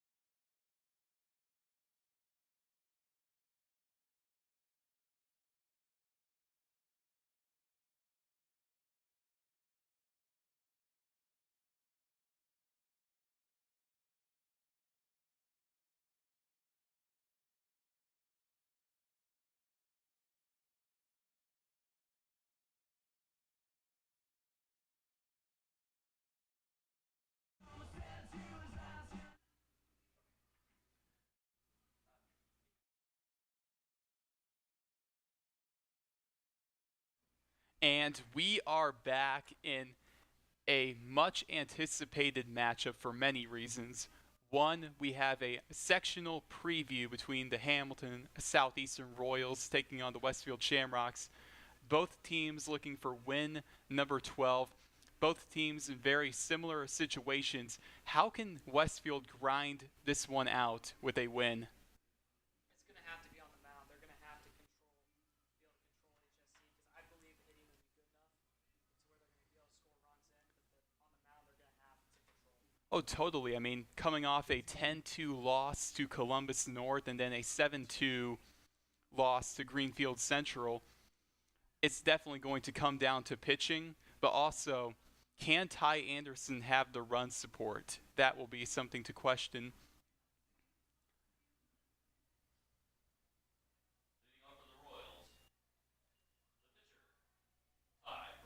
And Ty Bradle up to bat, first pitch. That one is going to be inside for a strike. And Bradle on the season batting .306 and actually has 3 home runs. And I mean, great pitcher, great hitter. That ball way outside, 1-1 count.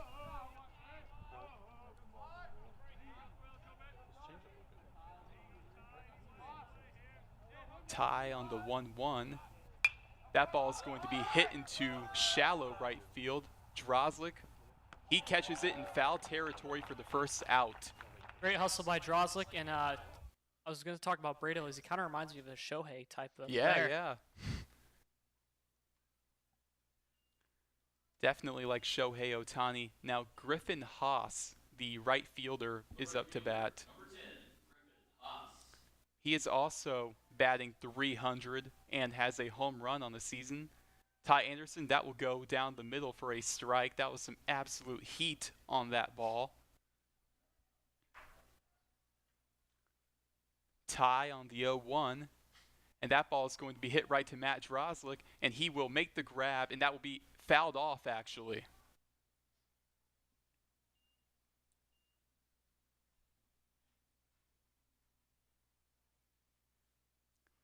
Also, something to note with Haas, 17 RBIs. I mean, no one on base, but still something to note. A swing and a miss by Haas, and that is going to get him out for strike 3. Not sure why he swung at that. It looked a little left, but hey, I'll take it. Definitely Ty Anderson. He did have a complete game shutout, but only 2 strikeouts in the complete game shutout, and already halfway to his previous mark. That ball looked a little bit too high, but they're going to give it to him. That's going to be Cole Earlwine, the center fielder. Earlwine batting .258 with 4 home runs. Anderson on the 0-1. That ball in the dirt. 1-1 count.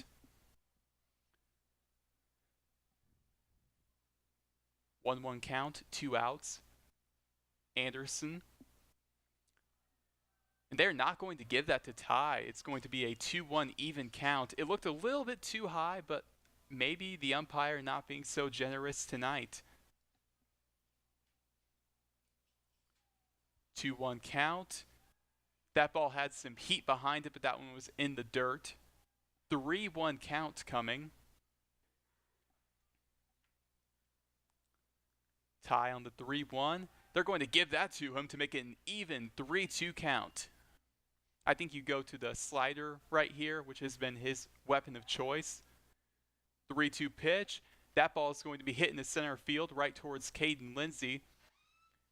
And that ball will be caught, and that will end the inning. Great defense by the Rocks. Way to control the mound, and if they can keep doing that, I would expect to see a Westfield win tonight.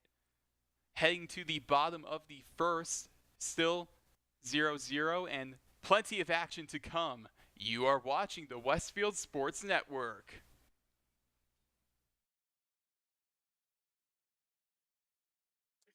Am I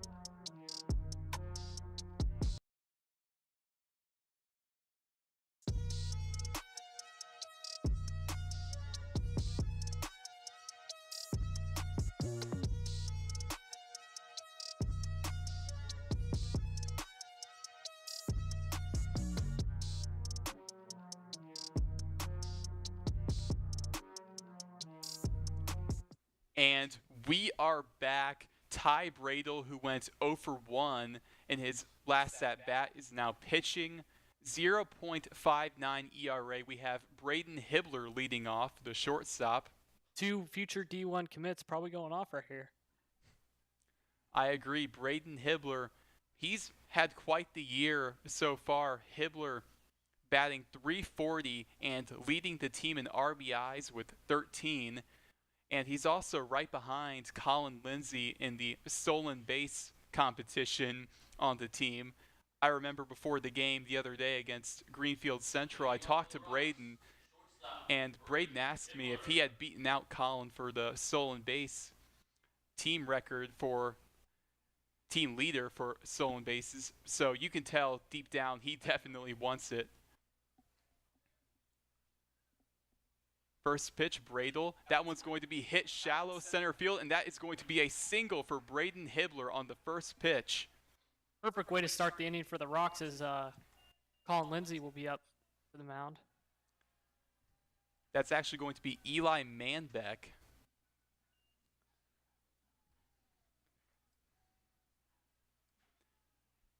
And Eli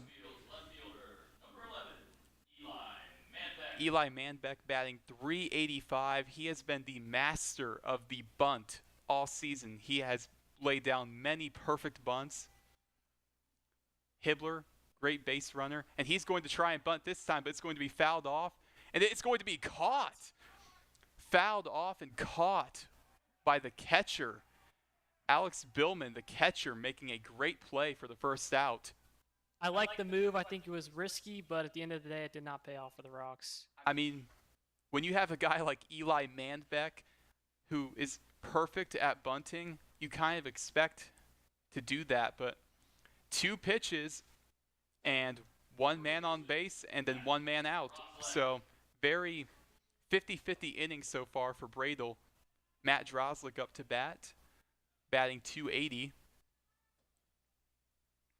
That ball is going to be fouled off. Now, Braden Hibbler, whether it be to his own advantage or his disadvantage, he is very aggressive on the base paths. Do you expect him to steal here? I would expect it, yes, definitely. He's already leading off. So. 0-1 count, and that ball is going to be fouled off, and you can tell Hibbler, he took off right there. Yeah, he wants it. 0-2 count.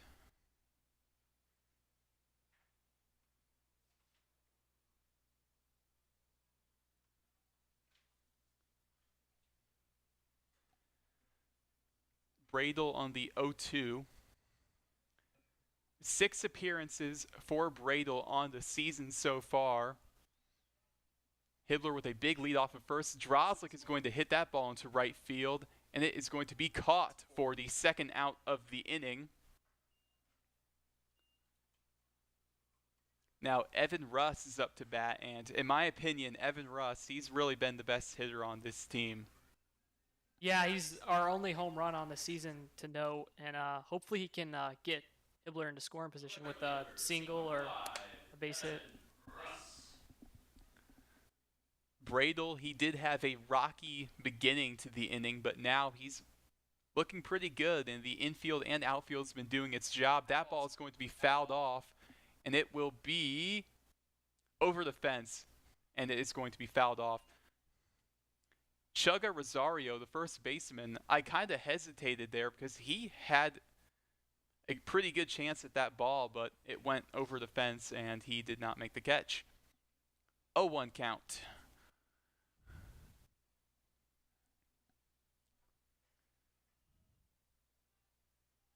Hibbler with a big lead off of first. 0-1 pitch. A swing and a miss, but Hibbler's going to take off. Did he make it there?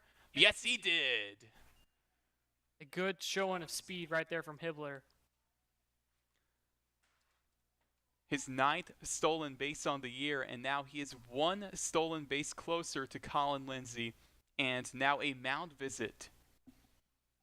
What do you think they're talking about in this mound visit, having a mound visit this early in the game? I really don't think it's too much to do with the pitching. I think it's more about Hibbler. I think they're going to keep eyes on him, the catcher, a little more than they have already. By the way, top of the 5th inning, we introduced a new segment in the last game, the Greenfield Central game. We are continuing it on this day in baseball history, top of the 5th inning. 0-2 count with 2 outs. Hibbler with a big lead off of second. Bradel looked back. That pitch is going to be high and outside. 1-2 count.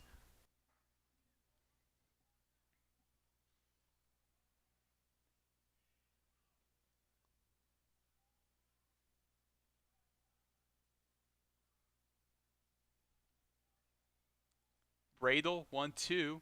That ball's going to drop in for a strike, and that is going to end the inning. Beautifully thrown pitch. And although Westfield was able to get on base, they could not put runs on the board. Top of the second coming up. You are watching the Westfield Sports Network.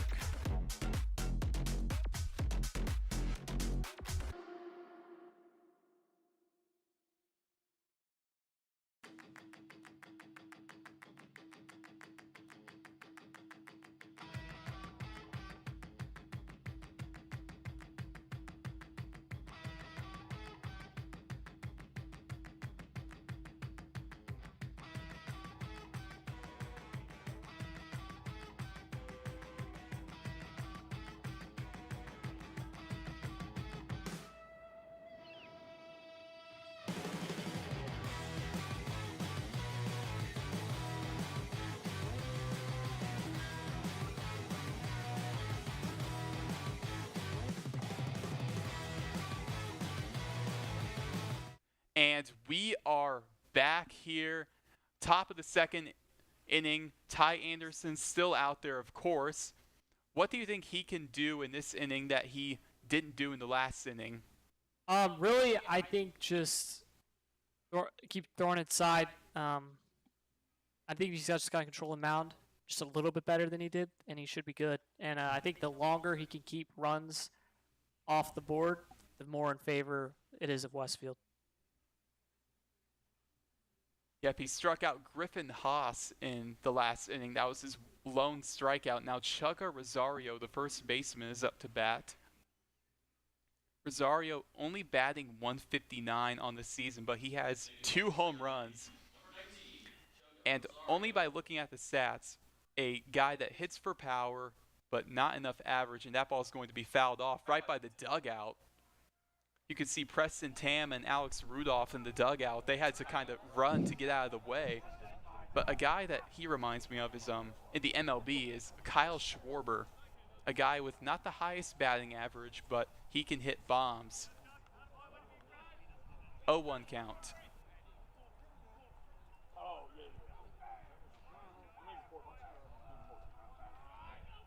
Ty on the 0-1 count. A swing and a miss. Wow. That ball looked a little bit too low to me. 0-2 count. I'm starting to definitely agree. I can see how he's hitting for power. Yep, he wants all of these pitches. He is a very aggressive swinger so far. 0-2 count, and a swing and a miss. Ty Anderson gets him on the strikeout. Perfect way to start the inning for Ty Anderson. His second strikeout on the day. He already ties his total against Zionsville. He had 2 in that game. Number 24, Nolan Colbert.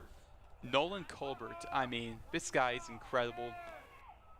Batting .309 with 3 home runs, a .495 on base percentage. I mean, he is the DH for the team. 1-0 count.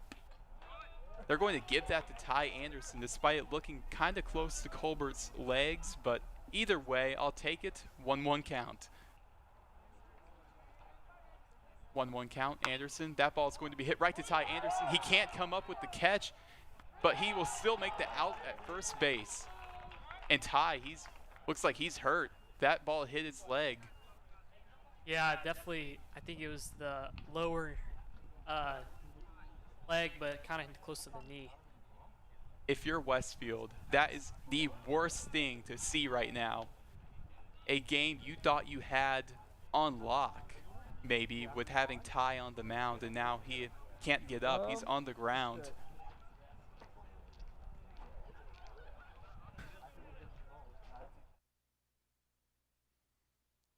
But obviously the main priority is making sure Ty is in full health and he's okay. He is still on the ground. He's laying flat on the ground. And we see a couple of teammates like Colin Lindsay are smiling. So hopefully it's lighthearted and that it's a very minor injury. But right now it's not looking good. Will he get up? He is going to get up. But will he continue the game? I would say yes. I think maybe they pull him, but I would say with how he looks, I think he'll definitely continue. Yep, and he is back on the mound. Yeah, that ball, he went to go swipe for the ball when it was hit to him, but then it hit like his back leg, and then the ball bounced off of his back leg. But luckily, Ty was able to make the play to first base. Now 2 outs. With Maddox Bach, the second baseman, up to bat. Bach so far on the season with a 245 average, but he does have a home run. Something to note, Westfield is 0-4 when they give up a home run.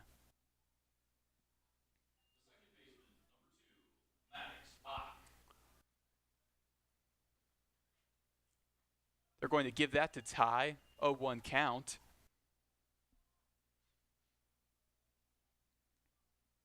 Anderson on the 0-1.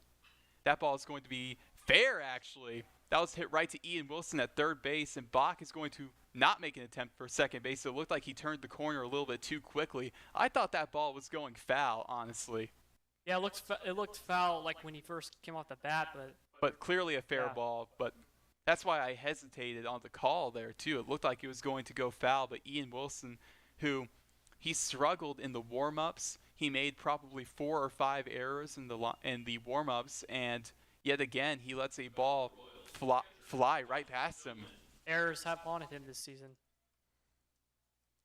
Alex Billman, the catcher, who made a very impressive catch earlier. Bach had a lead off of first, and Anderson with the pickoff attempt, not in time.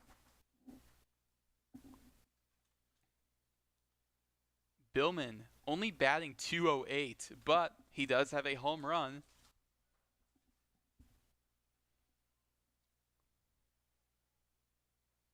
They're going to give that to Ty right down the middle. 0-1 count.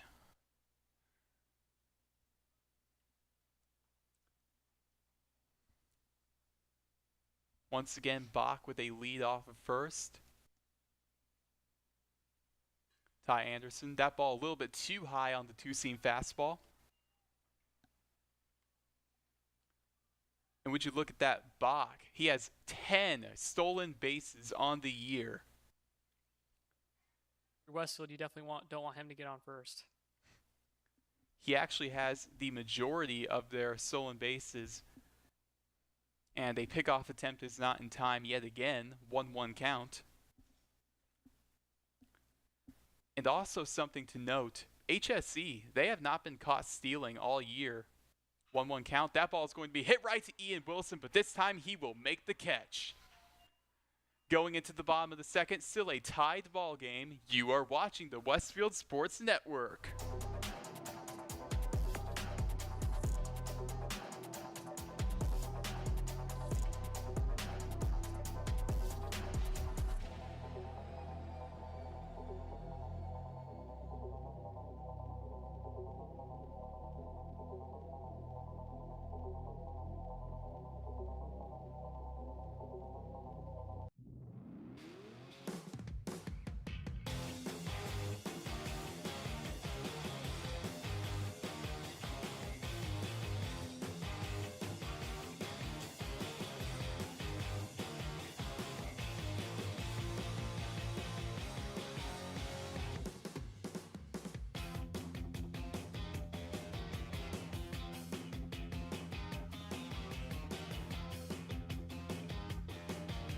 And we are back, bottom of the second.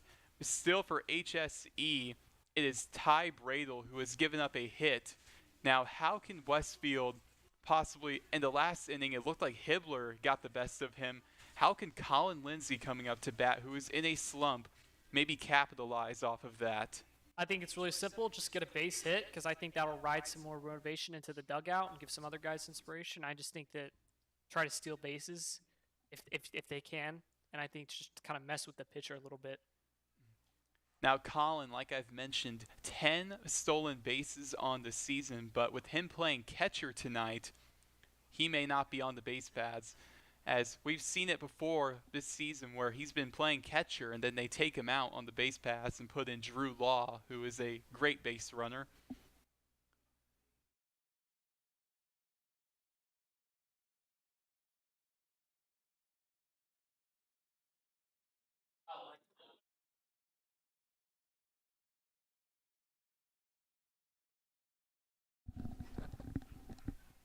First pitch, Colin is going to hit that right to the third baseman, and that is going to.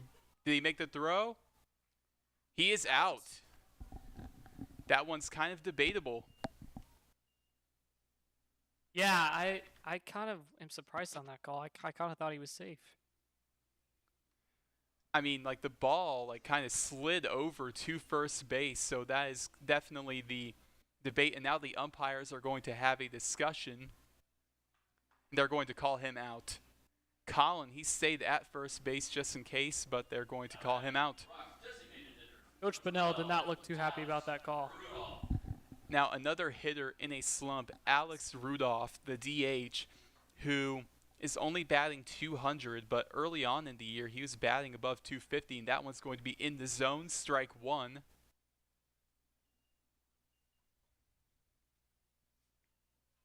A 1 pitch. That ball is going to be hit well in the center field, and that will land for a base hit. Alex Rudolph on base. I was kind of worried it would carry over to the center fielder, but it dropped perfectly. The second hit that Ty Bradle has given up. And now Tyler Gentry is up to bat, the second baseman. Gentry batting .233 with 7 RBIs. A pickoff attempt is not in time on Rudolph.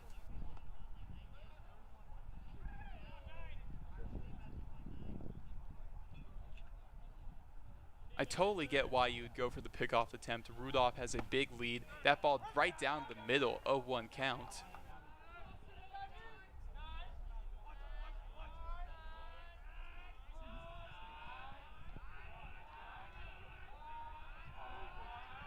A 1 pitch, and a swing and a miss by Tyler Gentry. Not really sure why he swung at it. It looked a little low to me.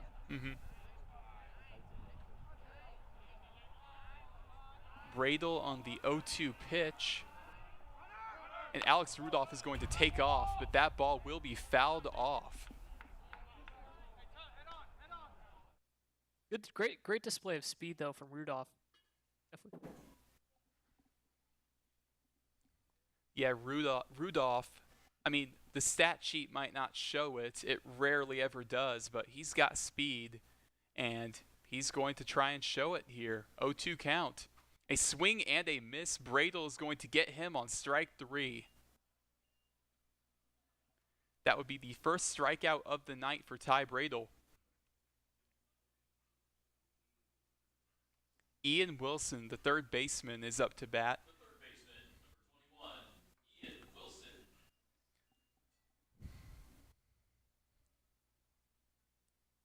First pitch, that one will be fouled off. And look at how far Rudolph is off of first base. You can tell he wants second base badly, like Hibbler did in the last inning. I would expect a pickoff here.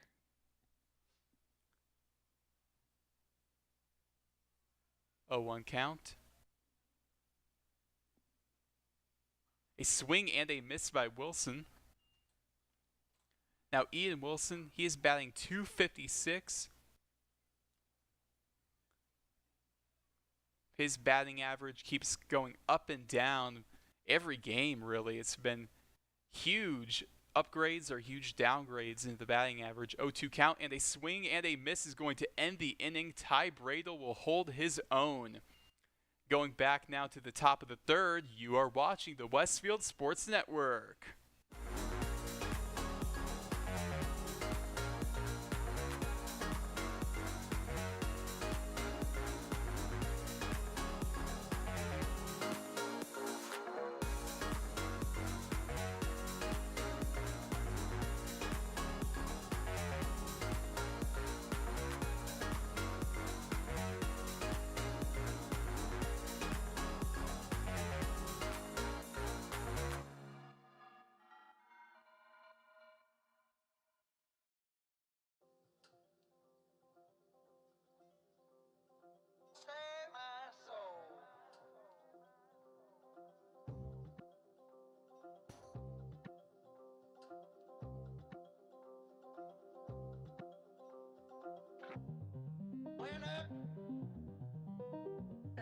And we are back, top of the third, and low-scoring game, like both of us predicted.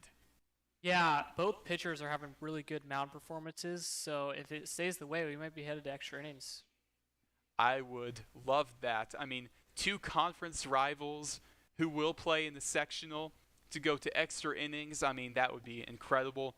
Harrison Diltz, the third baseman, is up to bat, batting only .205, but of course, one home run.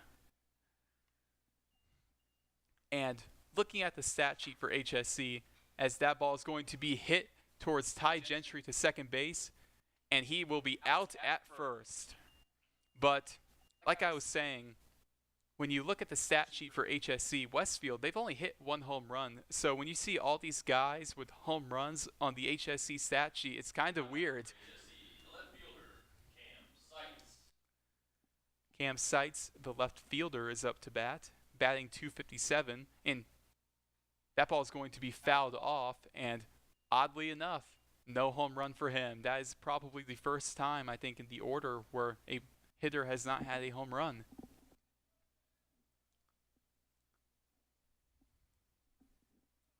Anderson, 0-1 pitch. That ball a little bit too high. 1-1 count.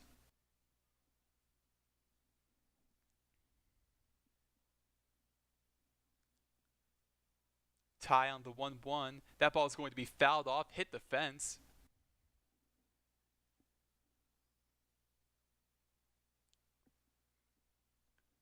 One-two count. If I'm Ty Anderson, I'm going with the exclamation point slider.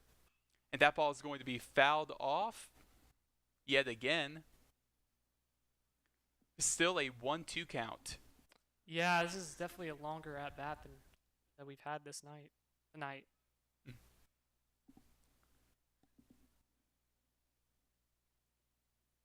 Anderson, 1-2 count. And a swing and a miss. Ty Anderson on the outside edge is going to get him. Really great display for him tonight.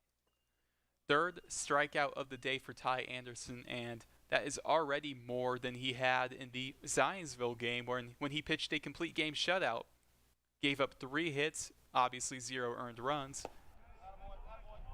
That ball will be in the dirt, 1-0 count. He also had 2 walks in that game, and with Ty Anderson, the command is always on point, and a swing and a miss. It's back to the top of the order. It's back to the top of the order. Ty Bradle, the pitcher, who is 0 for 1 on the day. 1-1 count. That ball is going to be outside and low. 2-1 count. Even count. 2-1 pitch. Anderson. That ball was really close to Bradle, so 3-1 count. Bradle kind of had to move back a little bit. But still, nonetheless, 3-1 count. Anderson on the 3-1. That ball is going to be fouled off. Now an even count, 3-2. What pitch are you looking for with Ty Anderson to possibly end the inning here? Actually, 3-2 pitch. That ball is going to be hit to Braden Hibbler, the shortstop. Ian Wilson's going to pick it up, actually, and that's going to get him out and end the inning. Now going into the bottom of the third, still scoreless, you are watching the Westfield Sports Network.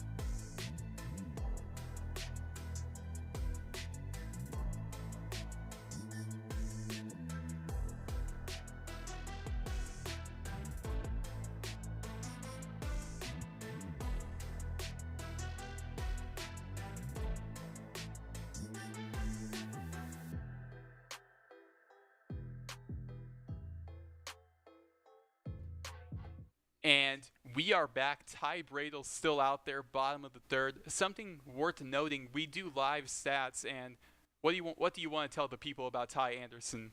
Right now, he is pitching a perfect game. Yep, not just a no-hitter, a perfect game.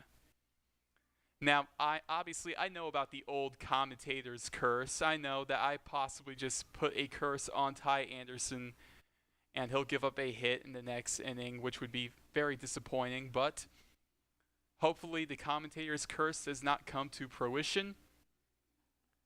But Ty Bradel, he's given up 2 hits on the day so far, and he has struck out 2.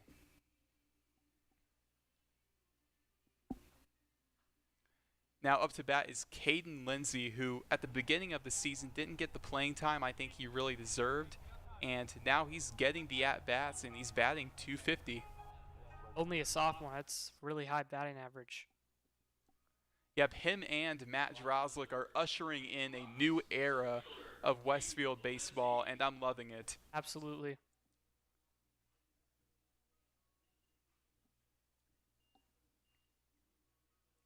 I mean, the past couple of years with Westfield baseball, we've seen it being led by, Gage Stainfer, who's over with the Toronto Blue Jays right now, Evan Russ and Colin Lindsay, but now Caden Lindsay and Matt Drozlik are ushering in a new era, and that ball is going to be hit well into left field, back by the warning track, and it is caught for the first out of the inning.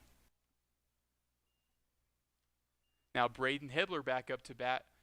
He is 1 for 1 with a stolen base. What do you expect from him here? I would expect him to get on base, but when he gets on base, I would also expect him to try to steal and definitely take a massive lead off. He's got his right sleeve rolled up. I don't think he meant to do that, but if he did, it looks very cool. First pitch, that ball will be in the zone for a strike. Fastball looked good there with Bradel on the outside edge. 0-1 count. That ball is going to be in the dirt. 1-1.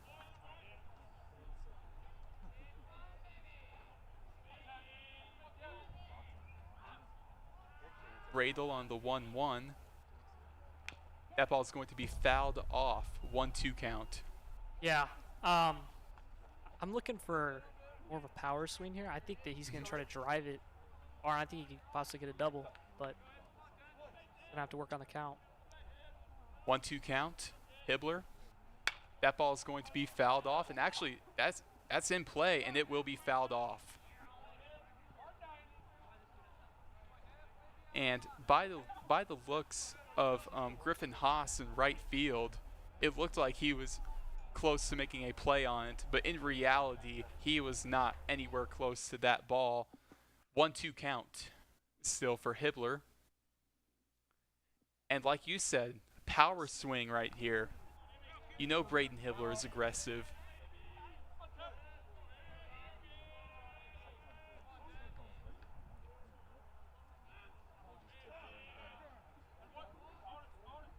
And Hibbler is going to call time.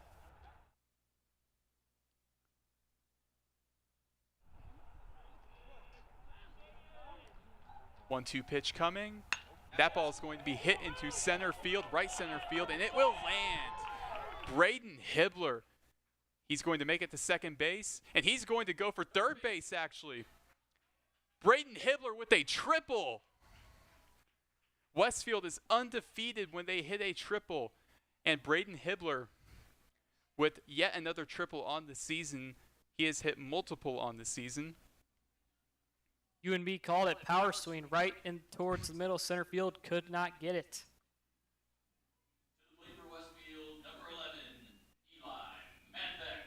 Yep, third triple of the year for Braden Hibbler. And now Eli Manbeck on base, or at bat, with 1 out, with Hibbler on base. This is definitely a very good position for Westwood to be in, especially with a runner in scoring position. And Manbeck is going to try and bunt yet again. And Hibbler, he was ready to take off immediately, and he slipped and fell too, but luckily he made it back to third base. Manbeck, and that will foul off the bunt. And I like the decision by Manbeck. I mean, he's a great bunter. Is that a thing? A bunter? He's great at bunting. Okay, he's great at bunting. Bunt it to the right so Hibbler can make it home safely, and possibly Manbeck can get on first.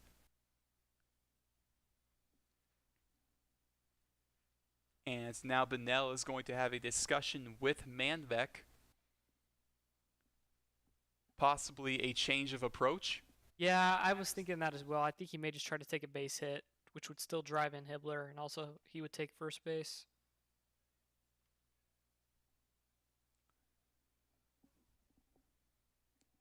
O2 pitch, Bradle, and Manbeck, he took a full swing at that, and that will be fouled off.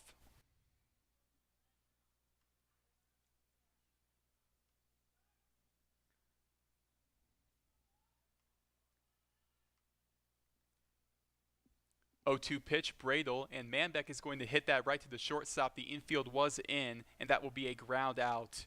With 2 outs now, Hibbler still on third, and the RBI machine himself. 12 RBIs on the season, Matt Drozlik. This is the perfect guy to be up in this situation. And I really wish Manbeck would have made it to first, because then if Drozlik weren't to come up clutch in that situation, there would still only be 1 out, and Evan Russ would be up. But unfortunately, it doesn't work that way. 0-2 count. That ball is going to be in the zone. 0-1 counts now. This is one of those opportunities Westfield cannot fail on. And Drozlik is going to hit that ball into right field. It's going foul, and it will be caught for the final out of the inning. That is Chugger Rosario, the first baseman, making the catch. And going into the top of the 4th, still scoreless, you are watching the Westfield Sports Network.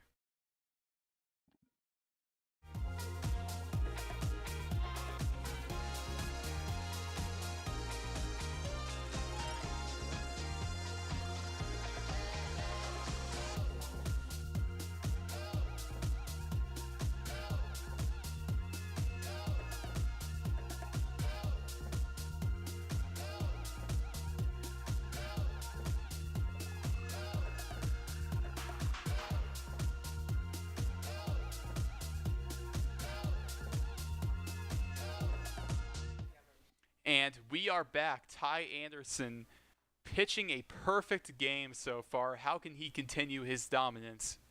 He's got to continue to throw inside that strike zone. Batters on their heels with his pitch. And the guys in the outfield will have to help him. I definitely agree.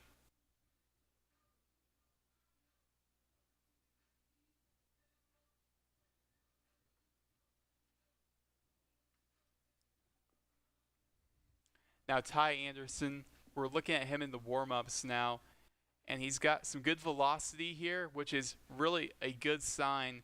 And we thought he might not even be here in this position in the game after he got hit by a pitch. Yeah, absolutely. I was a little bit worried there that we were going to have to pull him in, but he's out, and he's throwing a perfect game so far. Hopefully we didn't just jinx him. Yeah, hopefully we did not.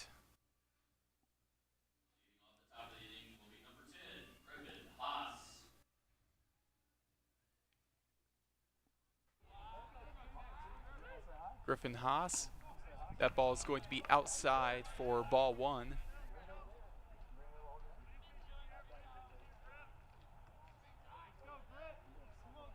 Anderson on the 1-0. That one a little bit too low. 2-0 count. Griffin Haas is 0 for 1 with a strikeout on the day. 2-0 count. That ball is also going to be low again. 3-0 count.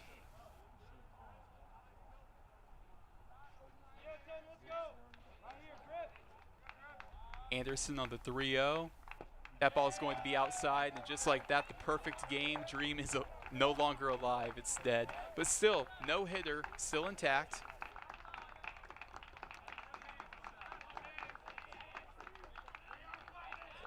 The commentator's curse lives on. Yeah, I really shouldn't have mentioned that no hitter. Cole Earlwine, the center fielder, who is 0 for 1 on the day. Anderson pickoff attempt, not in time.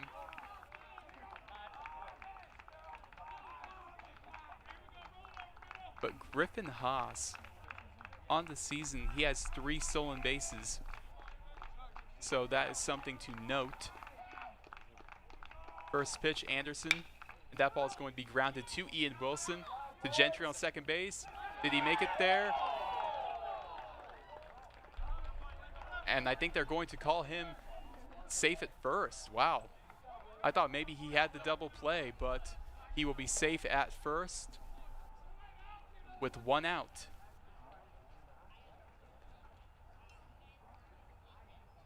Chugga Rosario is up to bat. First baseman, Chugga Rosario. He is 0 for 1 with a strikeout. First pitch, Anderson, and a pickoff attempt is not in time. It actually went out of the glove of Drozlik. Erlewine on the season when it comes to base running, he has 5 stolen bases, which is second on the team behind Bach. And yet another pickoff attempt is not in time. He doesn't even have that big of a lead off of first base, but still. First pitch, that ball is going to be fouled off.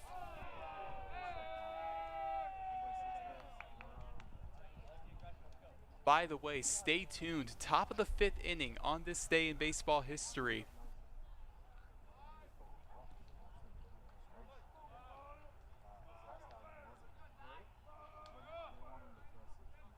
Anderson, yet another pickoff attempt is not in time.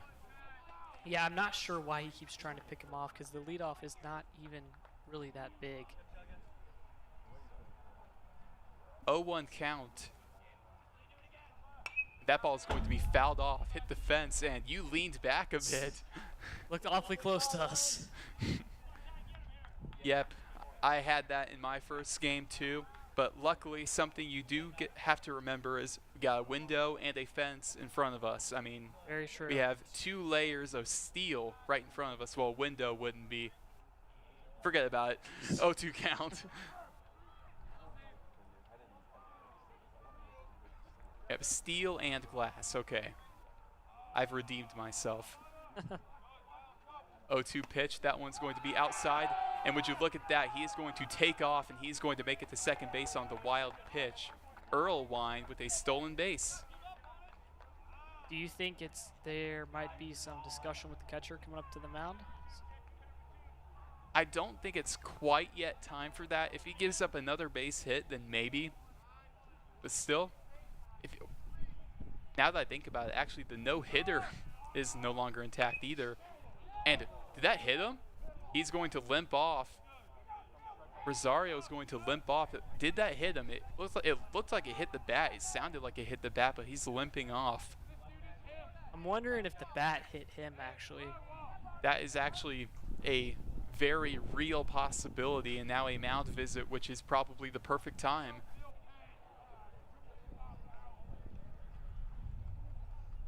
I know we talked about it earlier, but the commentator's curse, man. We talked about him having a perfect game, then very next at bat, he walks a batter. Then we talked about the no-hitter still being intact, then gives up a hit on the double play, or the failed double play, I should say. Commentator's curse is a real thing. Yep. Maybe I should stop predicting. I should stop trying to be, what's it called? The people that predict things. A genie? No. Yeah. Anyway, 1-2 count. I should stop trying to be a predictor of things. Okay.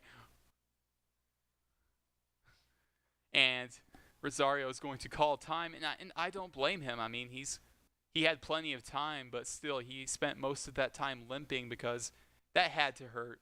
When the bat hits you and you take a hard, big swing like that, it has to hurt. And a swing and a miss. Ty Anderson got him. Perfect way to redeem himself. And now Nolan Colbert is up to bat. Nolan Colbert, the DH, is 0 for 1 on the day.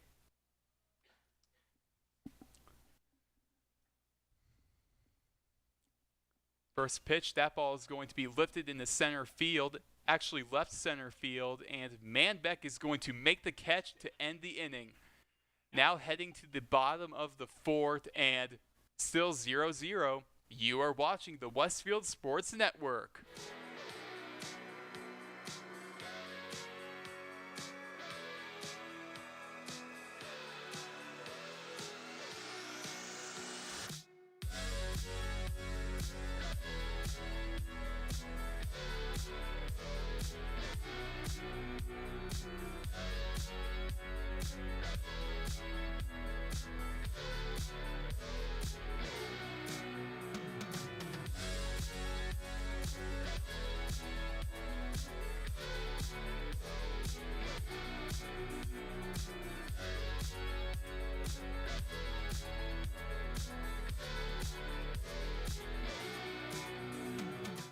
And we are back, bottom of the fourth, still no score. How can Westfield right here capitalize and possibly get on the board? Well, I thought last inning when Braden Hibbler got on third, I think that was about the best it was going to get at first. But now thinking about it, I just think they have to get more base hits and they have to get lucky with some walks. And I think they can get on bit. I think they can get on the board. Runners in scoring position, that is something that has not been good for Westfield. What I mean by that is they are leaving too many runners aboard on scoring position, leaving them stranded, not getting home.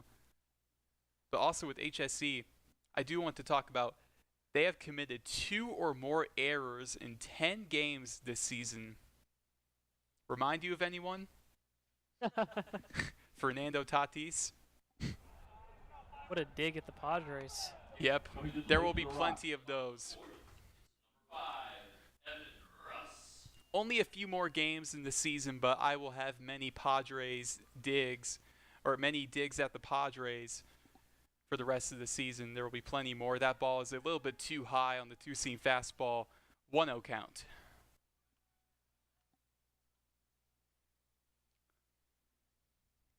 One 0 pitch. Evan Russ is going to lift that ball into left field, going back, and it will land right by the left field foul line, and Evan Russ is going to have a double.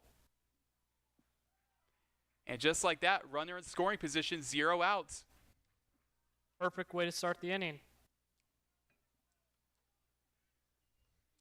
And that looked eerily similar to Evan Russ's home run that was hit right in that same spot, but just a few feet short of going over.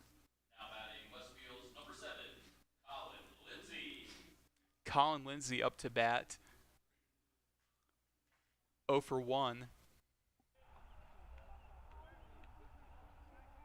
I expect off speed here. Colin Lindsay all season, he's been swinging at off speeds, and he will swing at that. Lindsay going back left field, and it will be caught this time for the first out of the inning.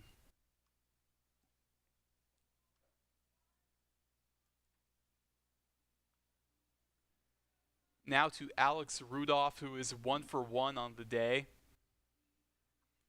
And he is the only lefty in Westfield's lineup, so The designated hitter, Alex Rudolph. hopefully Bradel, I haven't watched much of his tape, but hopefully he struggles against lefties, and that is why Rudolph is doing so well. That ball is going to be in the dirt. Evan Russ, he thought about third base, but he is going to stay at second. 1-0 count. That was a pretty big leadoff. Yep.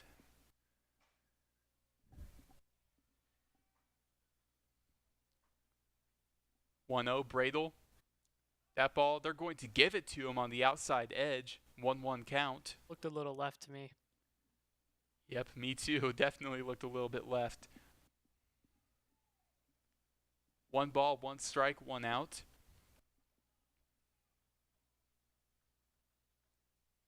That ball is going to be in the dirt. 2-1 count.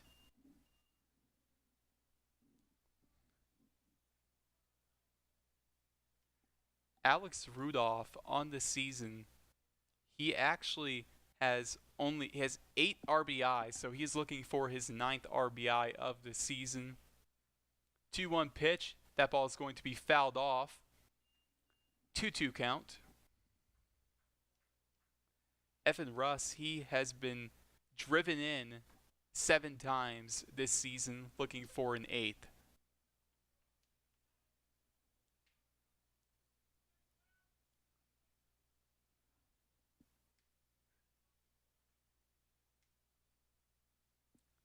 Two-two pitch, Bradel.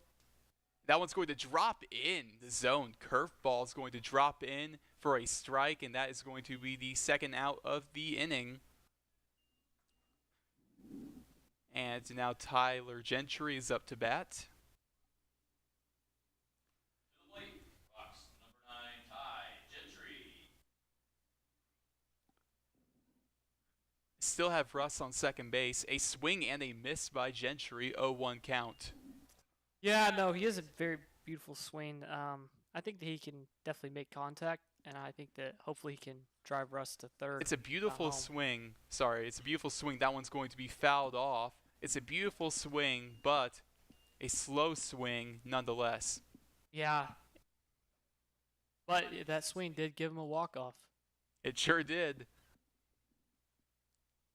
Were you one of the people watching the live stream that night? I was. Perfect.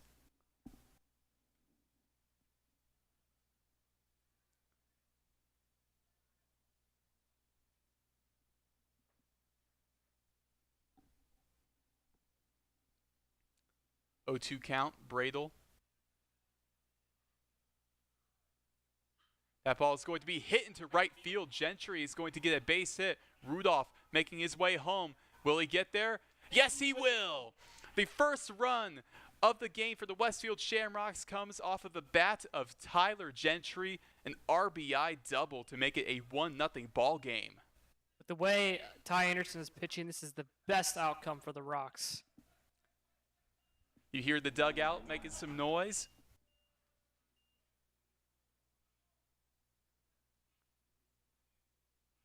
That was Evan Russ with being driven in for the 8th time.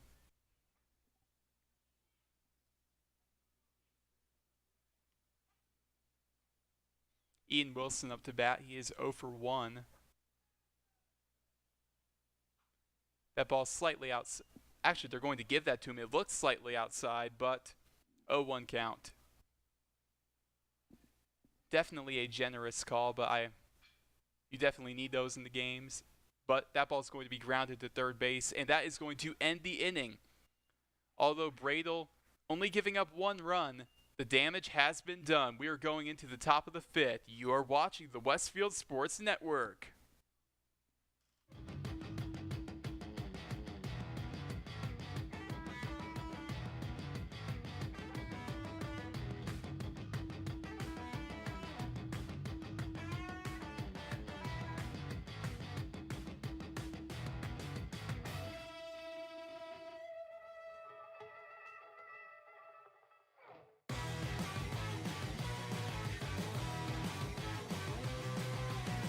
And we are back with the second annual On This Day in Baseball History, where me, Rowan Elbert, and Drew Taylor, we go over the important things that have happened on this day in baseball history. We're going to start in 1963. Sandy Koufax of the Los Angeles Dodgers threw a no-hitter against the Giants while he had an ailment in his index finger. Sandy went on to win the MVP that season and a Cy Young with a 1.88 ERA, and he would then lead the Dodgers to a World Series win that season, and that was the first World Series the Dodgers had won in L.A. In 1972, the Giants traded Willie Mays to the Mets for a minor league pitcher and cash. Stay classy, San Fran. You know I put that in there. You know my disgust with the Giants. Yeah, to trade a great player like Willie Mays, a legend of your franchise, for a minor league pitcher. Yeah. We'll be back with more later. But Maddox Bach is up to bat. He is 0 for 1 on the day. Ty Anderson, first pitch. That ball is going to be fouled off. And that one was right by the dugout. Evan Cummings, our film guy, he had to move out of the way a little bit.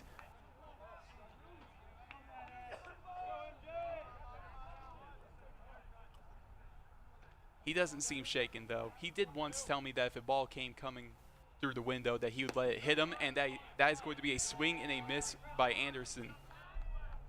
So obviously nothing can phase that kid. Yeah. 0-2 pitch. That one's going to be in the dirt.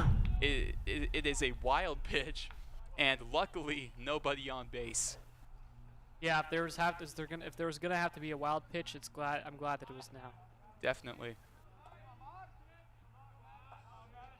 Anderson, 1-2 pitch. A swing and a miss. Ty Anderson with yet another strikeout, his 4th of the day.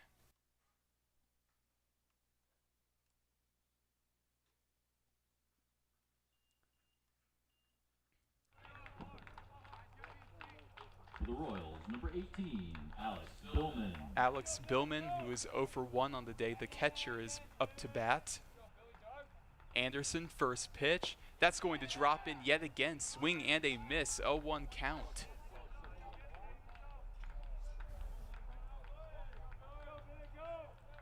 Anderson, 0-1 pitch. That's going to drop in too. Right down the middle. 0-2 count.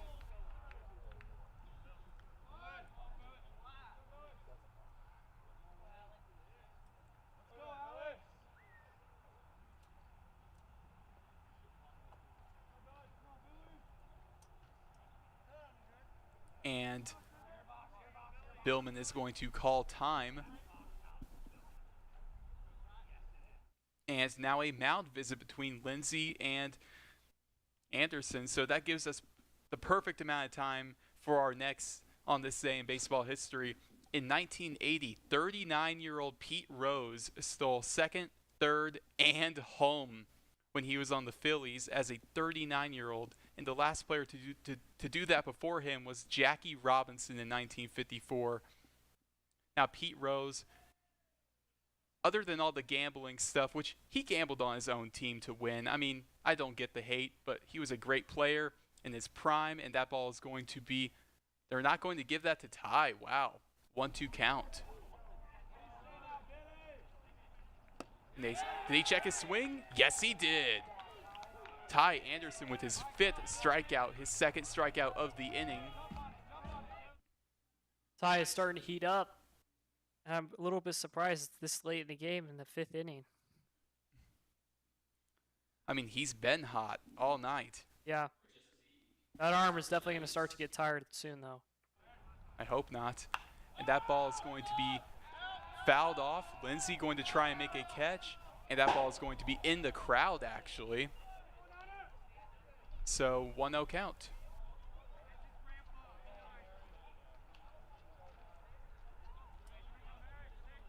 Harrison Dilts, the 3rd baseman, up to bat. He is 0 for 1 on the day. The lefty Dilts. 0-1 pitch for Anderson. That one's going to be in the dirt. 1-1 count. Yeah. If he can close right here, that would be big. The longer he can go without allowing him to score runs, the more this game will favor Westfield. 1-1 pitch, Anderson. That one's way outside. 2-1 count.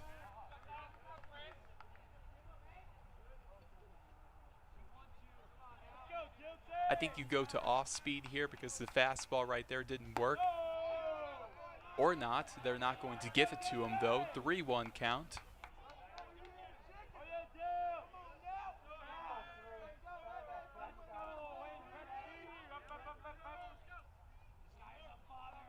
Three-one pitch. That ball is going to be grounded to Gentry. Gentry, the throw to first, is in time, and that is going to end the inning. Going into the bottom of the 5th, the Westfield Shamrocks have a 1-0 lead. You are watching the Westfield Sports Network.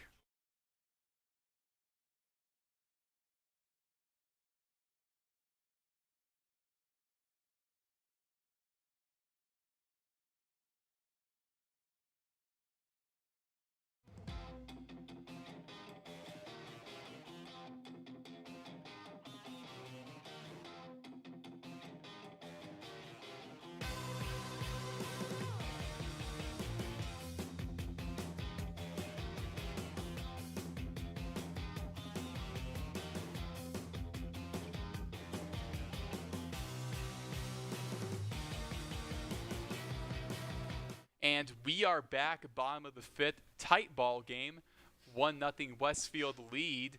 I'm Rowan Elbert, joined by Drew Taylor, and Drew Taylor has another on this day in baseball history fact for you. On this day in baseball history in 1984, the Tigers improved their record to 26-4 with a win against the Angels.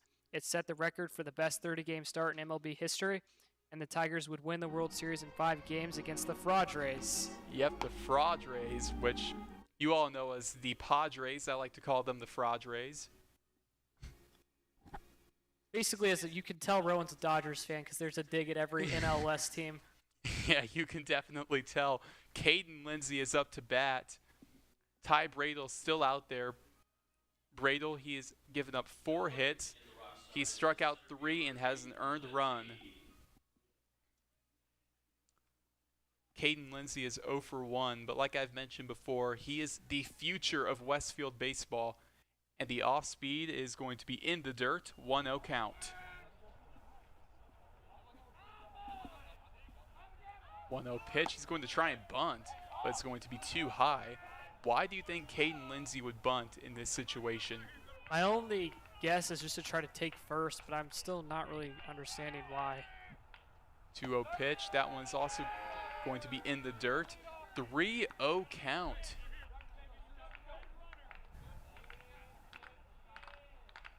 Pitch, and Lindsay is going to walk. Wait, did they call a strike? They called a strike. That looked outside to me. And the way Caden Lindsay walked off, that looked like he was walking to first base, but they're going to call it a strike, which I disagree with. And now Lindsay is going to call time, probably to recollect himself after witnessing such a terrible call. Yeah. 3-1 count. That one's going to drop in yet again. He went to go toss his bat, but still, that was a strike. I'll give the umpire that one. 3-2 count, even count. Bradle making a comeback. Fastball. They're going to give it to him. And Lindsay, he's actually taking off to first base, but the umpire signaled for a strike.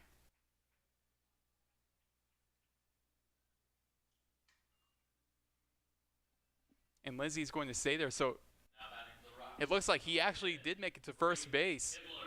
But the umpire signaled for a strike. I don't get that. It looked like a strike too. I really don't get that. Maybe he stretched his arm out or something like that. Maybe his right arm was feeling tired and he stretched it out. I really don't get that. But either way, Caden Lindsay will walk with Braden Hibbler leading off. 1-0 count.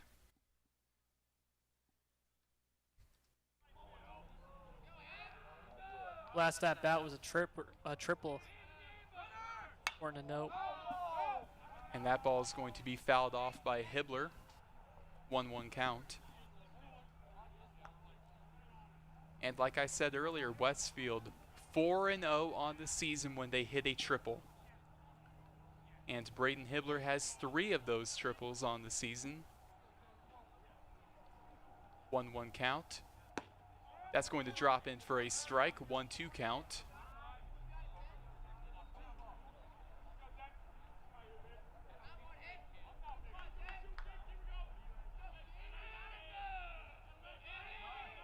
One-two pitch. Hibbler is going to ground that to the third baseman. Lindsay's going to make it to second base.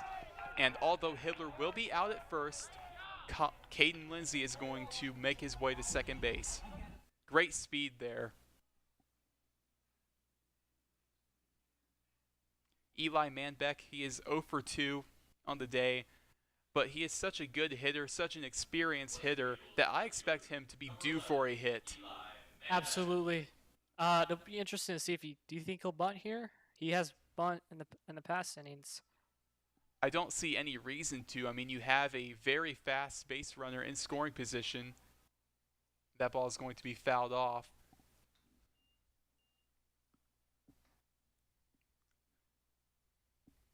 I mean, Lindsay is in scoring position, and we all know how fast Caden Lindsay is, just like his older brother, Colin. 0-1 pitch. That ball is going to be fouled off.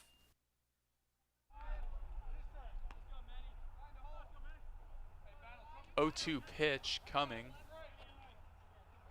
But the one thing I'm very grateful for, and you should be if you're a Westfield fan, is to have Caden Lindsay and Colin Lindsay, even if it's only for one season, to play together. It's incredible. And Manbeck is going to get a base hit into right field. Lindsay's going to make his way home. Will he make it there in time? Yes, he will. And Eli Manbeck, an RBI single to bring in Caden Lindsay, and the Westfield Shamrocks have a 2-0 lead. The youth of Westfield baseball on display right there. As the speed was there to get all the way from second home. Number 34, Matt Drozlik. Now Matt Drozlik up to bat with Eli Manbeck on base. Manbeck on the season with 7 stolen bases, which puts him third on the team for Westfield behind Braden Hibbler and Colin Lindsay. Matt Drozlik. And that's going to fall in for a strike.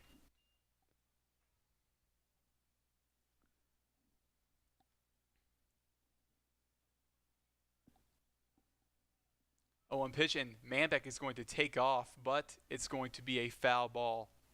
Now, with Ty Bradle, I mean no disrespect when I say this. The stats look good. I've heard about the hype with him, but so far in this game, he is not showing it, despite having, before this inning, having a pretty solid outing. You expect great things from him, and I'm not getting that. I wouldn't be surprised if the reliever comes in sometime soon. Yep. 0-2 pitch, and he fouled that one off. He made a little bit of contact, and that will keep it an 0-2 count.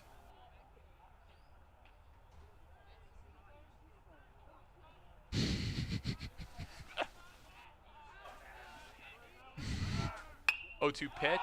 Drozlik is going to hit that foul. And will it be caught? Did he catch that? I think he did. Yes, he did. Wow. Rosario with the catch made. And I don't know if you heard it. I doubt you heard it. But Braden Hibbler just came up here to get a drink of water. And he had some things to say about a pitch that he missed.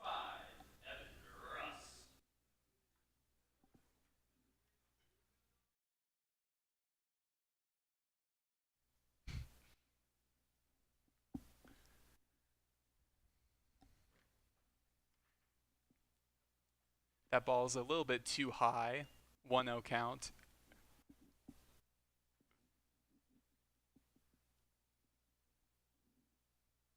Manbeck still on first with 2 outs. That ball yet again too high. 2-0 count. I will say, though, the one thing I'm very impressed with is Chugga Rosario, the first baseman for HSE, making great hustle play after great hustle play. That one's going to be in the dirt. 3-0 count. With 2 outs, Manbeck, he's taking a bit of a less aggressive approach when it comes to base running. That ball is going to be a ball. Evan Russ is going to make it to first base, and now a runner in scoring position with Colin Lindsay up to bat.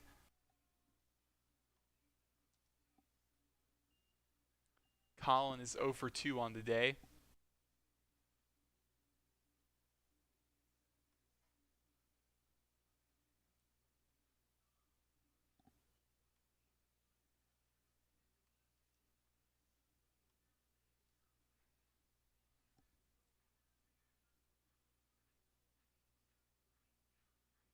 After a very quick mound visit, Colin Lindsay is now up to bat.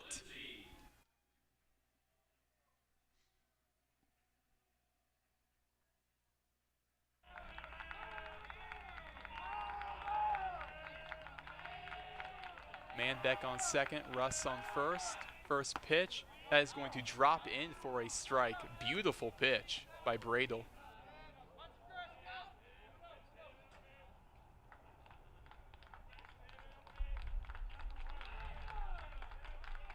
0-1 pitch. That ball is going to be hit well into center field, and it will be caught. And that is going to end the inning.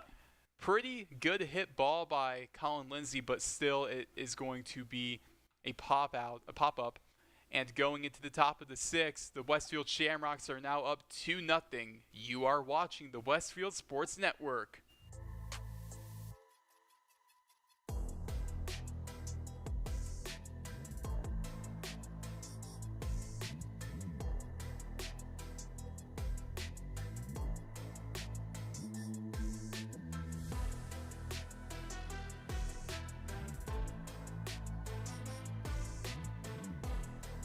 And we are back. Ty Anderson is out on the mound, entering the top of the sixth. And right now, I was about to say something about what he's on pace for, but I think you can all figure it out, and I'm not going to say it.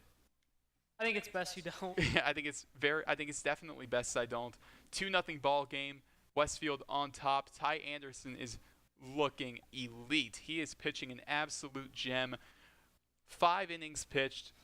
Only 1 hit, 1 walk, and 5 strikeouts. He is absolutely dealing tonight. Yeah, I almost thought maybe they'd put the reliever in this inning, but Ty Anderson's been playing so well, there's really no need to. Definitely no need to. And if you are a Westfield reliever, if you're a guy like Preston Tam, Nathan Bodenberg, I think you give your arm a good rest tonight because you will not be needed tonight. Should I have said that? Probably not.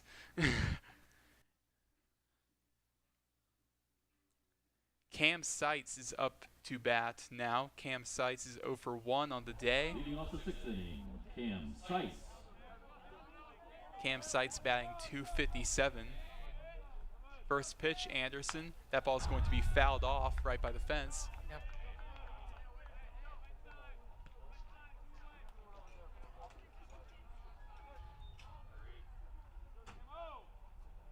0-1 count, Anderson. That ball is going to drill in for a strike, 0-2 count.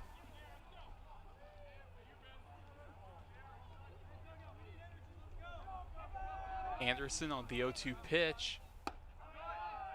They're going to say it was too high and too outside. 1-2 count. Anderson on the 1-2. That ball is going to be hit foul. Still a 1-2 count. Cam Seitz only a 200 hitter, and he is going to have to work for every pitch. 1-2 count. He's going to ground that to Matt Drozlik, and Drozlik is going to toss it to Anderson for the first out of the inning. Great teamwork on display. Drozlik knew he couldn't make it to first base in time, tossed it up to Anderson. And with Jacob Culp being a senior this year, graduating, Ty Anderson next year, it's looking like he is going to be the ace of this Westfield team. So you'd love to see him performing like he is tonight. And Ty Bradle is up to bat, the leadoff hitter, the pitcher.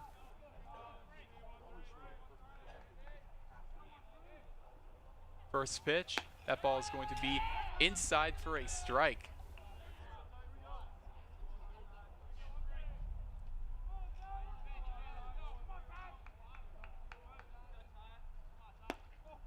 That ball is going to be a ball. 1-1 count.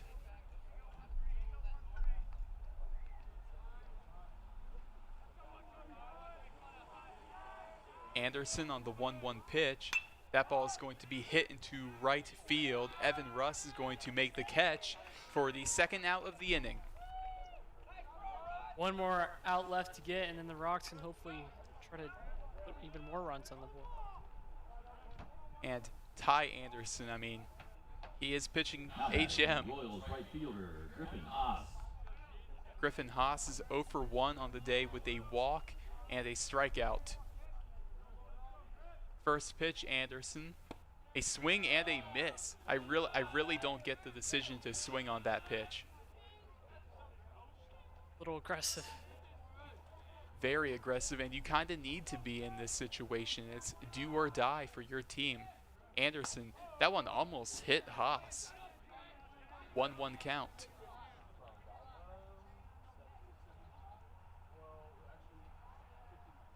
Anderson on the 1-1. They're going to say that one is low and outside. 2-1 count.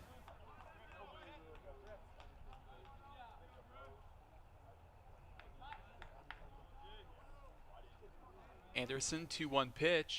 That ball is going to be hit to Droslik yet again, and he's going to hold off Anderson, and he's going to step on the bag to end the inning. Now going into the bottom of the 6th, the Westfield Shamrocks are now in control, 2-0. You are watching the Westfield Sports Network.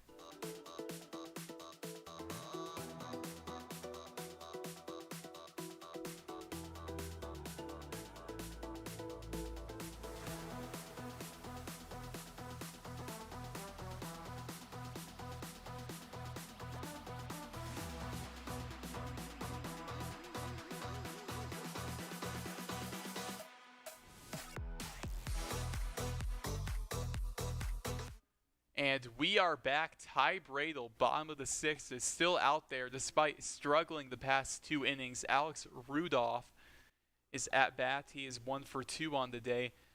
What do you think Alex Rudolph's approach is in this at bat? I really think it's just to create more opportunities for the next guy. What I mean by that is just trying to get on first base is the main goal, obviously. Anything above that is obviously great. But I think just to get on base and just try to add more runs on the board just to try to put this one away. And that is why on-base percentage is actually my favorite baseball stat, and I'll tell you why. Home runs, yeah, home runs are cool, triples are cool, stolen bases are cool, but if you can get on base, if you're patient enough to generate a walk, if you hit the ball hard, get on base, I think that is the most valuable stat to show what kind of player you're getting. Alex Rudolph, 1 for 2 on the day.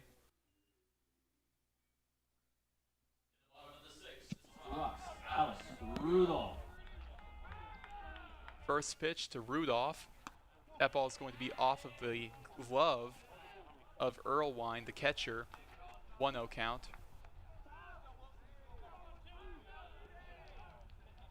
1-0 count. That ball is going to be fouled off by Rudolph. 1-1 count.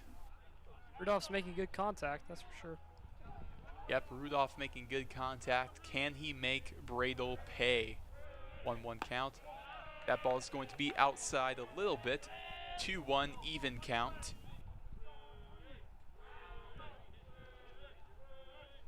And a swing and a miss. And the fastball, too much for Rudolph there. Now a 2-2 count. You saw the dugout, or you heard the dugout chanting Rudy, just like in the movie Rudy.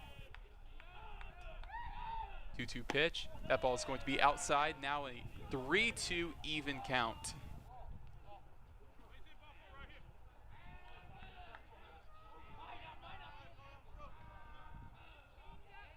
The 3-2 pitch, Rudolph. That ball is going to be fouled off.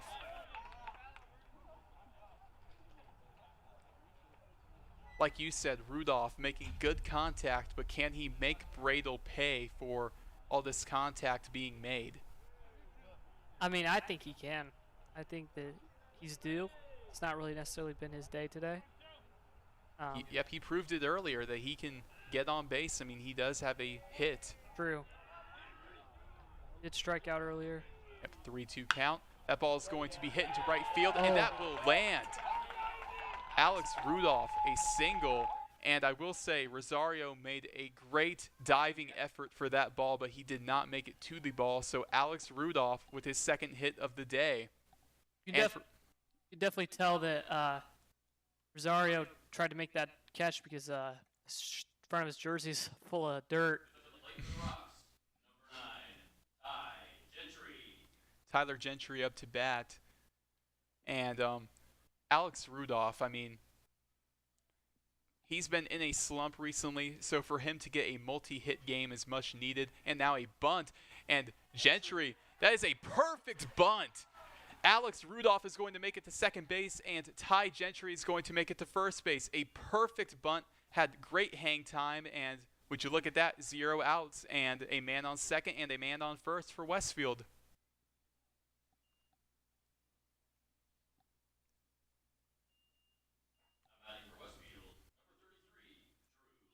Drew Law.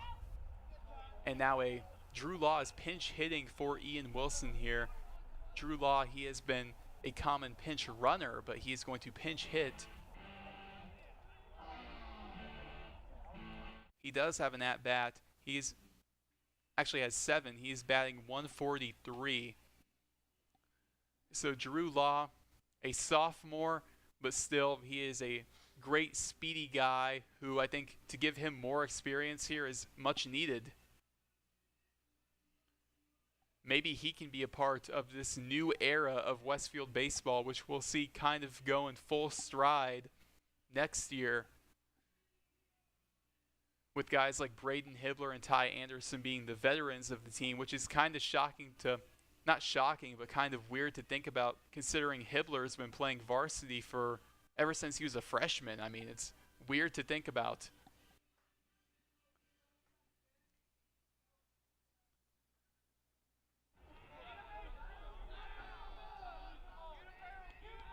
Rudolph on second. Law is going to try and bunt, and that one is going to be bunted right by the dugout for Westfield.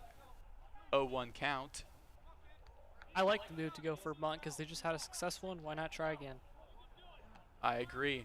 And back to that Gentry bunt that had the perfect amount of hang time for it to drop so the catcher didn't make the catch, but also for it to allow Gentry to make it to first easily. And now yet another bunt attempt. That one's going to be fouled off. 0-2 count.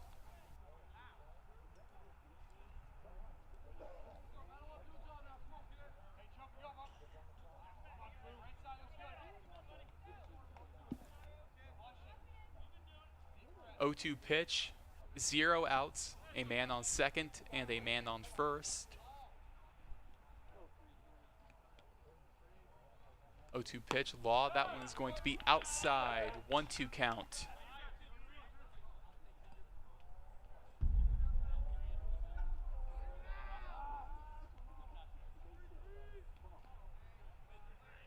One-two pitch, that one is going to be a little bit too high on the two-seam fastball, 2-2 count.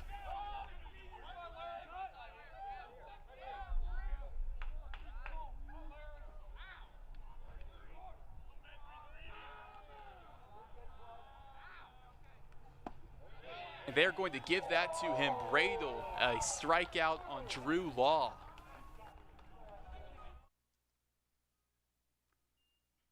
Bradel, that is his 4th strikeout of the day. Rocks center fielder, number 6, Caden Lindsay.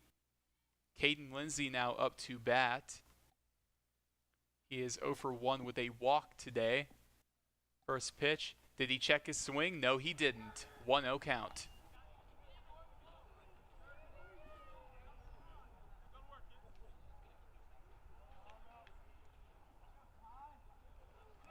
And Rudolph is going to take off for third base. Did he make it there?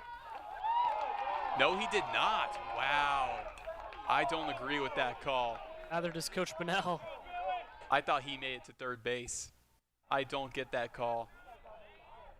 1-1 count, but Rudolph is complaining, so is Bunnell, and I don't blame them. But why do you think Rudolph took off to third base? I mean, I think he was already in scoring position, so I don't get why he took off to third base. He had plenty of speed. If Lindsay were to get a base hit, that he would make it to home, that he would make it home. So I really don't get why he felt the need to try and steal third. But now no runners in scoring position, 1-1 count with 2 outs. That one was right by the legs of Lindsay, so a 2-1 count. Yeah, obviously, going back to that play, I obviously am surprised Bunnell didn't have more choice of words. That was just a terrible call. Even count, that one is going to be right by the dirt. 2-2 count. Or 3-1 count, my bad.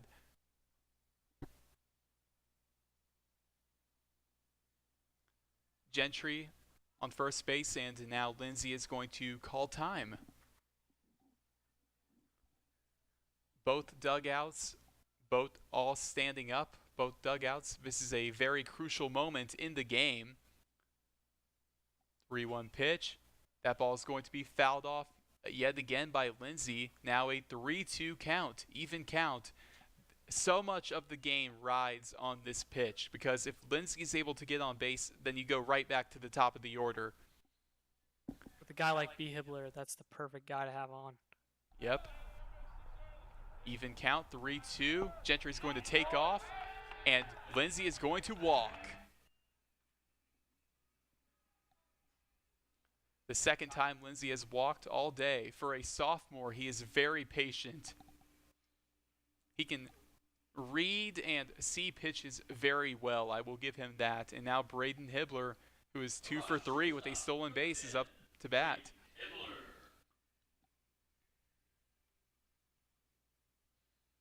Now Gentry is in scoring position for Westfield with Hibbler up to bat. Hibbler with 13 RBIs on the season. And the off-speed traveled way too high, 1-0 count.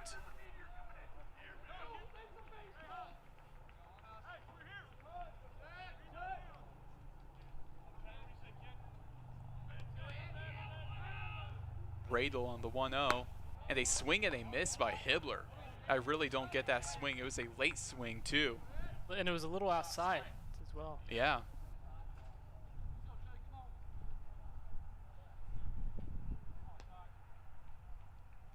One pitch. Did he check his swing? Yes, he did. 1-2 count.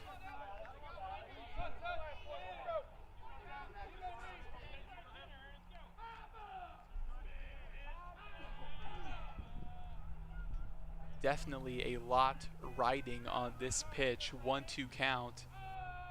And Hibbler is going to get some time to think about it. And if this doesn't work out in Braden Hibbler's favor, you know he's going to be hard on himself. He was hard on himself for the last out that he had. 1-2 count. That one's going to be in the dirt. 2-2 count. Absolutely, he's going to be hard on himself because he's great. I mean, he's been on freshman, as you said, since varsity year, or since freshman. He's been on varsity since freshman year. My bad. Yep, got it all mixed up there. Yeah. 2-2 count. That ball's going to be fouled off, and that ball was right by the window. It didn't scare me. It didn't scare me, but that was cool, I will say, to have it right there. Yeah. And we do have a mic set up there in the fence, and our producer, Alan, is just looking out the window checking to see if anything happened to the mic. Luckily, the mic is okay. 2-2 count. They're going to call that a ball. Now, even count, 3-2. So much rides on this pitch. If Hibbler were to walk, then it's bases loaded with 2 outs. But then if not, then Hamilton Southeastern has the possibility to rally in the top of the 7th. 3-2 pitch. Hibbler is going to hit that right to the first baseman. Can he make it to first base? No, he cannot. And that will be the end of the inning. Top of the 7th, or bottom of the 6th, actually. All right, top of the 7th, actually. I had it right the first time. Tam is going out there. Preston Tam is going out there. It's crunch time. You are watching the Westfield Sports Network.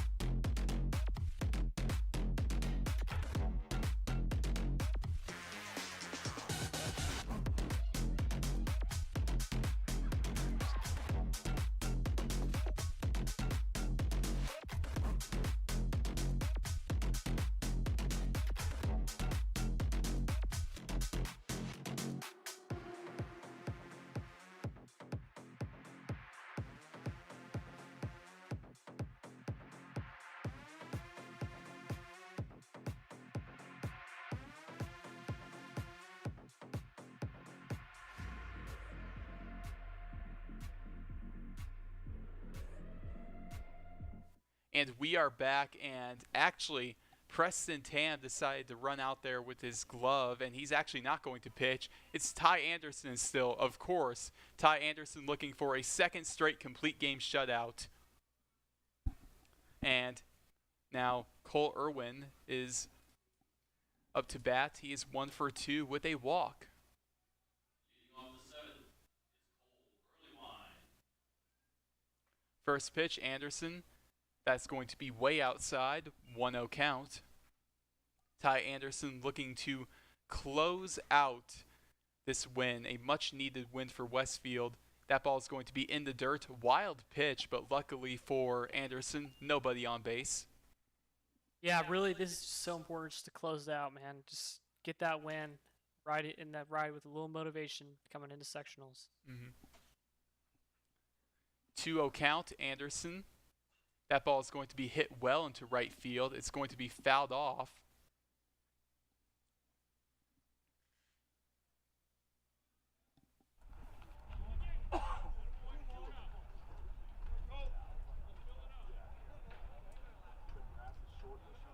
Two-one count, Anderson. That ball is also going to be fouled off.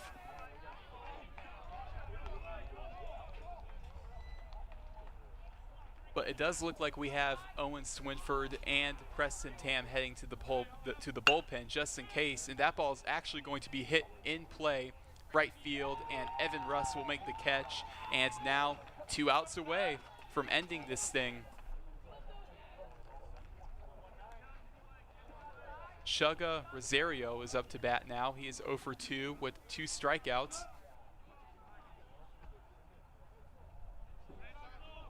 Chugga is just such a power hitter, and I think that often comes to end up biting him in the back. First pitch, Anderson. They're not going to give it to him. That was outside. 1-0 count. 1-0 pitch, Anderson. A little bit too high. 2-0 count.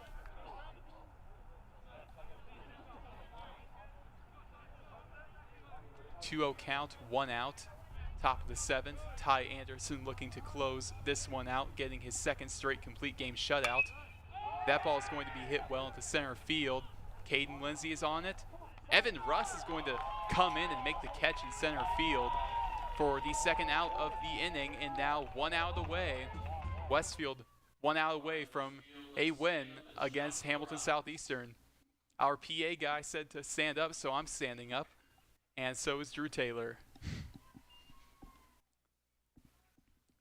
Nolan Colbert, the DH who I had so much praise for, is 0 for 2 on the day. They're going to give that to Anderson, strike 1. I will say, when you're standing up, you actually have a much better view of the strike zone. I might have to stand up more. That ball is in the dirt. 1-1 count.